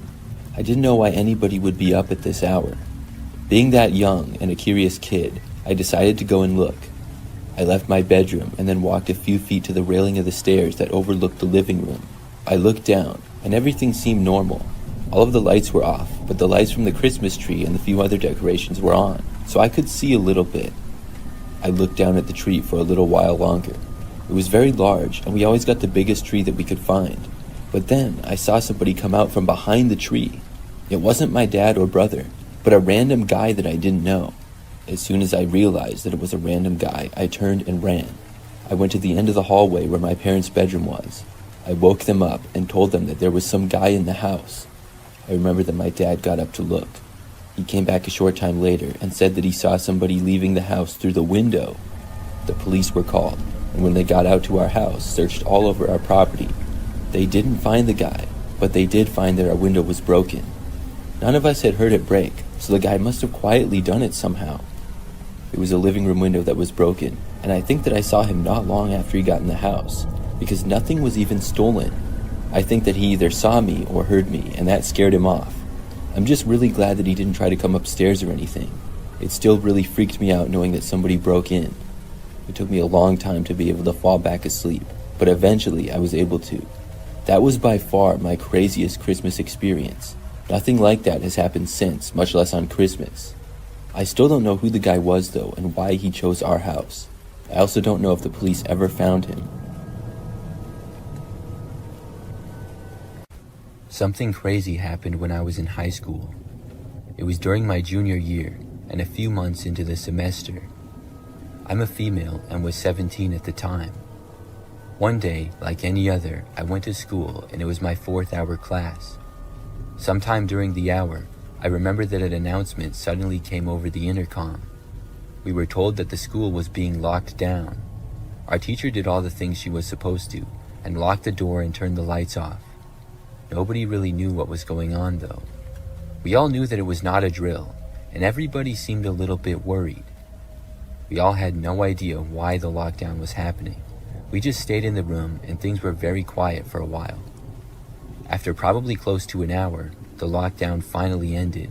We were told that we would have the normal amount of passing time in the hallways, and then our final class of the day would be shorter than usual. So when we finally got let out of class, everybody was talking to each other about the lockdown. I was on my way back to my locker to drop my books off and get the ones for my next class.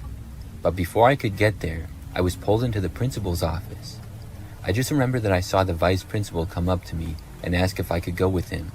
He said that I was not in trouble, so I followed him and we went to the principal's office. Then him and the principal both had me sit down and they told me what was going on. I was told that the school had been in a lockdown because a suspicious man had been seen inside the school during the class period. They went on to say that he was seen near the lockers but ran away when questioned. Unfortunately, he somehow left the school before the police got there and had escaped. The grounds were searched and he was not on or near school property anymore. But when he was inside, he had opened one locker, which happened to be mine. He had brought a bolt cutter, which he had used to break open my locker. This obviously could have been used as a weapon as well, but the man unfortunately escaped with it. I was asked if I knew anybody who would do that or why, but I didn't know anyone. When they gave a basic description of the man to me, I had no idea who it was. I was really just as confused as anyone. I told them that I didn't know. After that, I looked through my locker and nothing appeared stolen. I didn't really have much in there except for my books for school. So after that, the school day resumed. My parents got called, and when the school day was over, nobody seemed to know why the guy would do that. However, later on, something else occurred. It was that very same night. I remember that I was in my bedroom, which was at the back of our house. I was on my bed, just on my phone. But when I glanced out of the window randomly, I happened to notice something. It looked like somebody was walking through the backyard. I got up and moved over to the window. When I got a closer look, sure enough, there was a man there. I did not know who he was, but I noticed that he was walking towards me. I quickly ducked down so that he wouldn't see me. I then moved away from the window and hoped that the man would not approach it. But moments later, I saw him appear right on the other side and look in. I quickly ran out of my bedroom and found my parents. I wasn't sure if the man had directly seen me or not. Most of the lights in my room were off, other than one small lamp. I told my parents what was going on, and they looked out of a different window to the backyard. Then they called the police. My dad kept an eye on the guy out the window. The rest of us went to the front of the house. The police were really quick to respond. Within probably 5 minutes, they were there. And when they got there, the man was still prowling around the backyard. After they entered the back, the man tried running away. He made it out of our backyard, but not much farther. He ended up being caught. And we soon found out that it was the same man who had been at the school earlier. I didn't know who he was, but somehow it appeared as though he was stalking me. The whole thing was really crazy. I'm just glad that the guy was caught. I don't know what would have happened.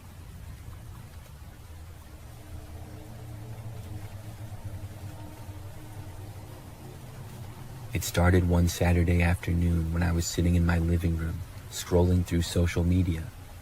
I switched to a new phone and a new number a few months ago. My old number was still active, but I didn't think much of it because it had been quiet. Suddenly, my phone buzzed, and when I looked down, I saw it was a text from my old number. The message read, "I see you." It was odd because I thought it was just some spam or a wrong number, so I shrugged it off. A few hours later, another message came through saying, "You don't remember me?" I had forgotten to change my number on a few accounts, so it was possible that somebody had gotten a hold of it. I decided to reply, trying to keep it light, and I typed back, "Who is this?" The response was quick and said, "You know who I am." I didn't want to engage further, so I put my phone down and tried to watch a movie, but the messages nagged at the back of my mind. The next day, the texts continued, saying more creepy and odd things. I stopped replying for a while. Monday brought more messages, saying things such as, "I'm closer than you think," and "You'll remember me soon." I debated calling the police, but what would I even say? Somebody is texting me creepy things from my old number? It felt ridiculous. By Tuesday, I was on edge, and I couldn't focus at work. The messages were escalating, saying, "I know what you did last summer," and kept repeating, "You'll remember soon." I tried to block the number, but it kept coming through, so I finally decided to involve the police and see if they could do anything. I explained the situation, and they filed a report. The messages continued for all the next week, and I tried to ignore them as best as I could. I finally got a call from the police a week later. They had traced the text back to an old acquaintance from high school, someone I hadn't spoken to in years. He had been using some sort of app to send the messages from my old number. That night, I confronted him at his house, and his parents answered the door, so it ended up working out perfectly to involve them as well. It was awesome to see his face when he came downstairs and saw me talking to his parents and showing texts that he had sent to me. So that was the last problem I had with the kid, but it was still scary before I knew who was behind it all.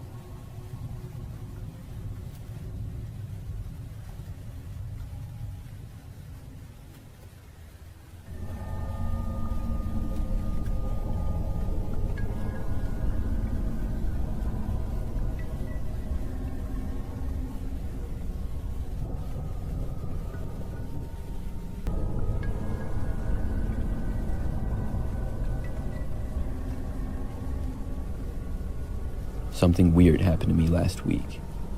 I was having a movie night by myself in my apartment. I live alone and on the second floor.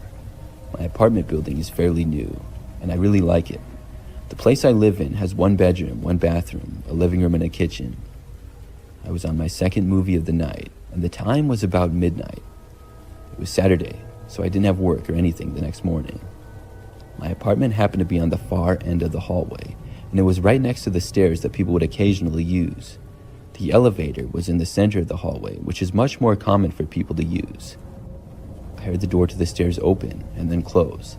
It sounded like somebody was walking by down the hallway, and I didn't think anything of it, but I realized soon that it sounded like more than one person, maybe almost 10. I thought it was a little weird, but expected them all to pass by. It seemed like they all stopped right outside of my doorway though. Maybe they were going to the place across the hall from me. The apartment across the hall, though, was not lined up with my door, but was a little ways down. I just got curious for some reason, so I paused the movie and got up. I walked over to the door and looked out the peephole. What I saw shocked me. There was like 10 guys standing in the hallway right outside my apartment, and they were all facing my door. I was instantly creeped out. I didn't know who any of these guys were, and they were all wearing all black and had hoods on, so I couldn't see much of their faces. This was really bizarre, to say the least. Nobody had knocked on my door, though, and it didn't seem as though they were going to. They were just standing there. I considered for only a second opening the door and asking what was going on, but I thought better of it. I quickly walked away and decided to just ignore them. Still, I couldn't feel comfortable as long as they were all standing there. I was hoping and sort of expecting them all to move along and to keep walking away down the hallway. I listened for them to move away, but they didn't. I waited for a little longer before unpausing the movie, but I still didn't hear them walking away. The guys had to all still be there. I tried to distract myself by watching the film, but in doing so, I turned the volume down significantly. I didn't want the people outside to hear or know that I was home. As the movie played, though, I still couldn't focus. It wasn't helping to distract me from the strange men standing outside my door. Then, I heard what I was sure sounded like my doorknob turning. It was very quiet, and the only reason I had heard it was because number 1, I was already thinking about the guys at the door, and number 2, my TV volume was now very quiet. This made me feel really creeped out, even more than I already was. I also started to feel like possibly I was in danger. I stayed where I was, not sure of what to do. For the next probably 10 minutes, I didn't hear any other noises or anything. I got up to see if the men were gone, and I was really hoping that they were. When I got to the door and looked out, though, they were all still there. I ran back as quietly as possible. I sat back down on my couch and had no clue what to do in this situation. I didn't think I could call the police for this. They were just standing in my hallway. Yes, I thought they tried opening my door, but it's not like they were trying over and over or banging on the door. Looking back, I probably should have, but I was just hoping I wouldn't have to. After maybe 5 more minutes or so, I went back to look again. This time, when I looked out, they were all gone. I couldn't believe it. I hadn't even heard them walking away or anything. I was so paranoid that I kept looking back out my peephole every 10 minutes or so. Luckily, I didn't see them. But before going to bed, I was so worried about it that I left my apartment and walked the hallways, just making sure that the men were gone. I went throughout the whole entire building just about without seeing them. After that, I was finally able to go to bed. By now, it was past 2 o'clock in the morning, and I was really tired. I fell asleep pretty quickly. However, at some point, I was woken up in the night. I just remember waking up to the sounds of somebody knocking on my front door. They knocked about 2 times after I woke up. I knew it was probably the same guys, and I was terrified. I stayed in my bed and didn't even bother to get up. What could I do? Then, there was just silence. I was afraid they would break in or something. I couldn't believe that they were back, if that's in fact who was at the door. I really didn't want to get up and check though. I laid there in my bed for the longest time. It was probably about 30 minutes or so. I finally looked at the clock and saw that it was almost 4 a.m. Then I got up and checked the door. Nobody was outside in the hallway though. Whoever had knocked was gone. I went back to sleep after that and heard nothing more. Since then, everything's been fine.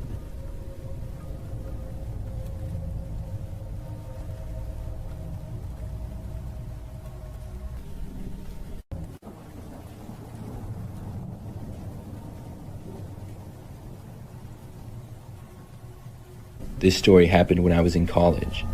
I was a graduate student living on campus about an hour away from my parents' house. When the week of Thanksgiving came, I went home after classes on Monday. We had the whole rest of the week off, so I would be staying at my parents' house for a little while. When I got back home, the second day, during the night, I was sleeping in my bedroom when I was awoken. Now, my bedroom is on the first floor, and it's on the front side of the house. It was the middle of the night, and I thought that I heard the sound of a knocking on my window. It was really creepy. I sat up in bed and looked over to the window. There was a curtain covering it, so I couldn't really see anything. I did not hear the knocking again, so I got up, walked over to the window, and looked out of it.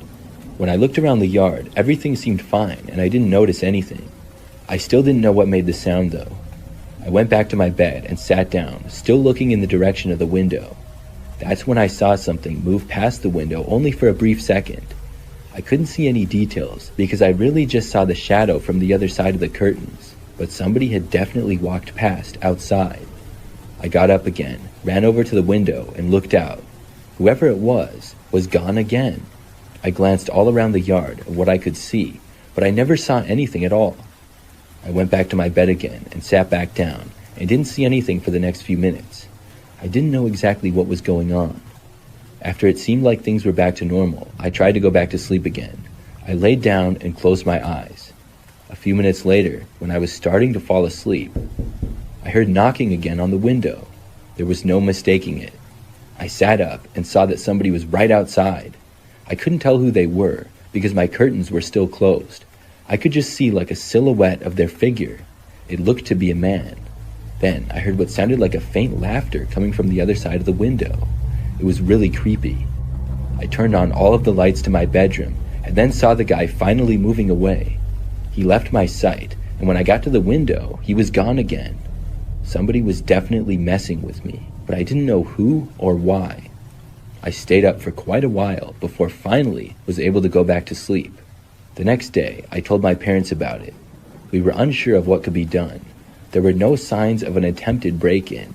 I couldn't even give a description of the man. We just hoped that it wouldn't happen again. The next day went by as normal, but that night I stayed up late watching TV in the living room with my parents. It was a little bit after midnight when we all heard a noise coming from the other room. We all got up at once and went over to a window. From there, though, we couldn't see anything. We heard the noise again. Now it was more clear that somebody was hitting my bedroom window. We called the police and then moved as far to the other side of the house as we could. We heard another noise. After that, things were quiet for a while. The police arrived really fast, though. When they got there, they found a man hiding in our backyard. None of us knew who he was. The guy had been trying to break into our house through my bedroom window. The window hadn't even broke, though, but there were some marks on it. I'm really glad that he didn't get in. I'm also really glad that I was not in my bedroom at the time, but with my parents in the living room. It had to be the same guy who had been there the night before. Since this happened, every year when I go back to my parents for Thanksgiving, we joke around about it. At the time, it wasn't so funny though, and I'm really glad that everyone is okay.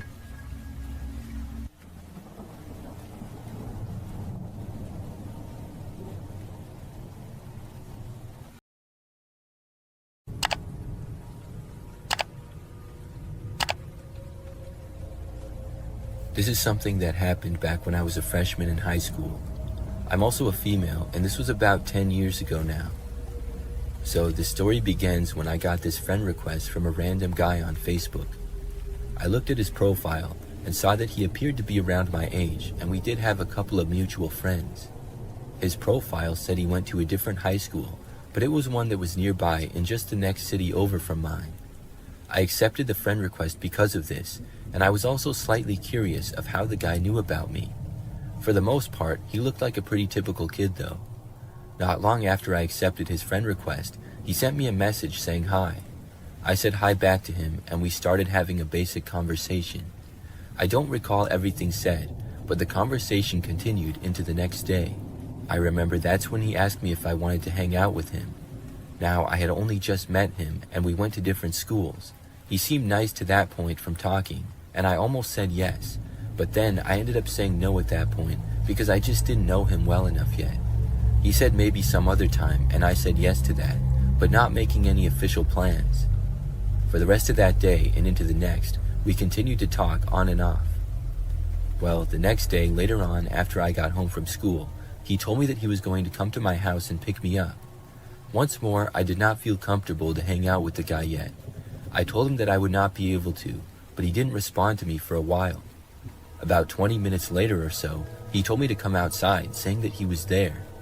I got a bad feeling about it, and also realized now that this guy must be at least 16 years old if he was driving around. I walked over to the front of the house and saw that there was a car parked out on the side of the street. It was a red 4-door sedan that was kind of old looking. However, the windows were rather tinted and I could not see inside. I was really surprised that he had driven all the way to my house. At first, I felt kind of bad for him to drive all that way and not hang out with him. We had been talking for a few days, and most likely he wouldn't be a bad guy, so I almost walked outside and got into his car. But my parents were also home, and I would have to tell them where I was going, and I didn't think they would want me to go with this guy. After thinking about it for a minute or two, I decided not to go. When I said maybe we'd hang out another time, I didn't mean just drive to my house. He texted me on Facebook a couple more times, urging me to go outside already. I told him that I had some other place to go though, which wasn't true, but I didn't know what else to say. Eventually, he said okay, and he drove off. After he left though, I got the realization that I never told him my address. It sort of creeped me out that he knew where I lived. I didn't know how he would know this. We did have mutual friends on Facebook, so possibly he knew one of my friends and asked them. Either way, I was much less comfortable even talking with this guy anymore. However, despite that very same night, he continued to send me messages. I remember that this was several hours later, probably 9 or 10 at night. He asked me where I was and what I was doing. I told him that I was just in my room doing homework, which I was. After that, he did not respond right away. I don't remember what assignment I was doing, but I was pretty focused on it. I sat at my desk in the corner of my bedroom. About 20 minutes later though, I heard this car driving down the street slowly outside. My bedroom was at the front end of the house, and I could see out to the street. We also lived in a pretty quiet neighborhood, and at this hour, it was rare for somebody to drive past. So hearing a car driving slowly just got my attention for some reason. I remember lifting up the blinds and glancing out the window. When I did, I saw this car moving very slowly and sort of pulling over to the side of the street, across from our house and a little ways down. That's when I realized this was the same red car with the tinted windows. I looked back to Facebook, but there were still no new messages. He hadn't told me that he was coming over again, and he didn't tell me to come outside either. I was expecting him to tell me again that he was there and to go with him like before, but he didn't. As the car continued to just sit there outside on the side of the street running, I kept an eye on it. After several more minutes, the driver's door opened. I saw a man get out, but it wasn't some 16-year-old kid. It was a grown man, probably like 40. He got out and started walking in the direction of our house. At this point, I quickly got up and ran out of my bedroom. I went towards the living room, and luckily my parents were both still up and in the living room. I didn't have time to tell them the whole story, but I alerted them of the guy walking. My dad got up and went over to the door. I looked through the front window, and by now the man was walking on the side of the street towards our house. My dad went over to the front door and opened it. When he did, the man kept walking farther away down the street, in the opposite direction of his car. My dad actually went outside and followed the guy, calling for him to stop. But at that point, the guy took off running. My dad did not run after him and came back inside. That's when I told my parents the whole story of how I thought I was talking to a kid my age, and also how he just showed up without me giving him my address. My parents called the police at that point, and my dad went and stood outside in the front door, seeing if the guy would head back for his car because it was still there. When the police arrived, the man was still nowhere in sight. They spoke with us, and then went out and looked for the man.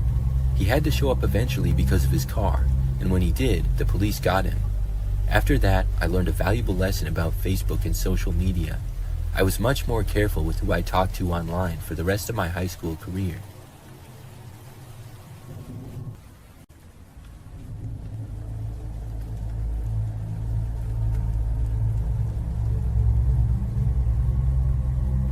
So, me and my friends used to have this group chat that was mostly for sending stupid memes. Occasionally, we'd talk about hanging out, but it was always the same thing. People would say, yeah, for sure, and then never actually hang out. The group was me, Emily, David, and Ryan. Ryan was your typical guy, always getting into weird situations and trouble. He was constantly meeting sketchy people on eBay or Craigslist, trying to make a quick buck off random stuff he had lying around.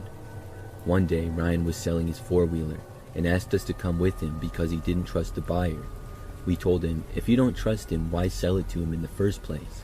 But Ryan didn't get what we were trying to say. He barely even acknowledged that it was a red flag. We were all confused as to why he wasn't seeing what seemed obvious to us. We told him to just leave it and wait until he could find a more trustworthy buyer, but he didn't listen. He told us the deal was on the south side of the city, which was the sketchiest area imaginable. That side of town was notorious for crime and kidnappings. That was the biggest red flag of all. None of us wanted to go, but Ryan wouldn't listen. Throughout the day, he was snapping us updates about getting his stuff ready and making progress on the sale. I messaged one of the other friends in the group chat privately and told them, I don't think we should let him go over there. They replied, why not? He's a grown man. If he gets into trouble, that's on him. We warned him. I thought that was a pretty stupid reason to abandon a friend who might get himself into serious trouble. No one else was listening to me though, and they insisted I was overreacting. They said if Ryan needed to learn a lesson, then so be it. Hours went by, and Ryan was at the person's house. We kept checking up on him because, like I said, the whole thing felt wrong. He kept snapping us back, reassuring us that everything was fine and that we were overreacting. But still, we couldn't relax until we knew he was safe. Then he sent a snap of himself in a basement. We all thought, why are you in their basement? Someone even commented, what are you doing down there? But he didn't respond, which was really odd. I figured maybe he was busy talking to the buyer and just wanted to update us. But then he snapped another picture from a different room in the basement. It was getting weirder and weirder each snap. Still, we ignored it because we figured if he was snapping us, he must be okay. The next snap was in a dark room showing someone's feet, but they weren't Ryan's feet. That's when we realized someone else had taken Ryan's phone and had been snapping us the whole time, pretending everything was fine. We started panicking. We tried to check his location, but the person who had his phone turned it off. We knew something was seriously wrong and that we needed to act fast, but we didn't know what to do. We tried calling his phone, but it went straight to voicemail. We thought about contacting his family, but none of us knew them. We were stuck. Someone suggested driving to the area to try to find his car, but we knew that could take hours and maybe even days, and it wasn't a guaranteed plan because we didn't even know the location. The next snap came in and I nearly lost it. It was a photo of fresh blood on the floor, wet, bright red, and horrifying. We all froze. That's when we realized we weren't just overreacting. Something terrible had happened. We immediately FaceTimed each other and tried calling the police from someone else's phone. But without any concrete evidence or location, we couldn't do much. We were completely out of luck. We all went to bed that night, frantic and unable to sleep. Days and weeks passed, and we didn't hear a thing from Ryan. Then, about 6 months later, we saw his face on the news. He'd been reported missing. I thought to myself, if we had just gone with him or stopped him, maybe we could have done something. After months of searching, the police gave up. Then, out of nowhere, someone found Ryan walking down the highway in nothing but his underwear and shoes. He looked starved, barely alive. When we finally got the full story in the group chat, we couldn't believe what had happened. To be honest, I can't even talk about it. It's too gruesome and traumatizing. I'm just glad that Ryan is alive.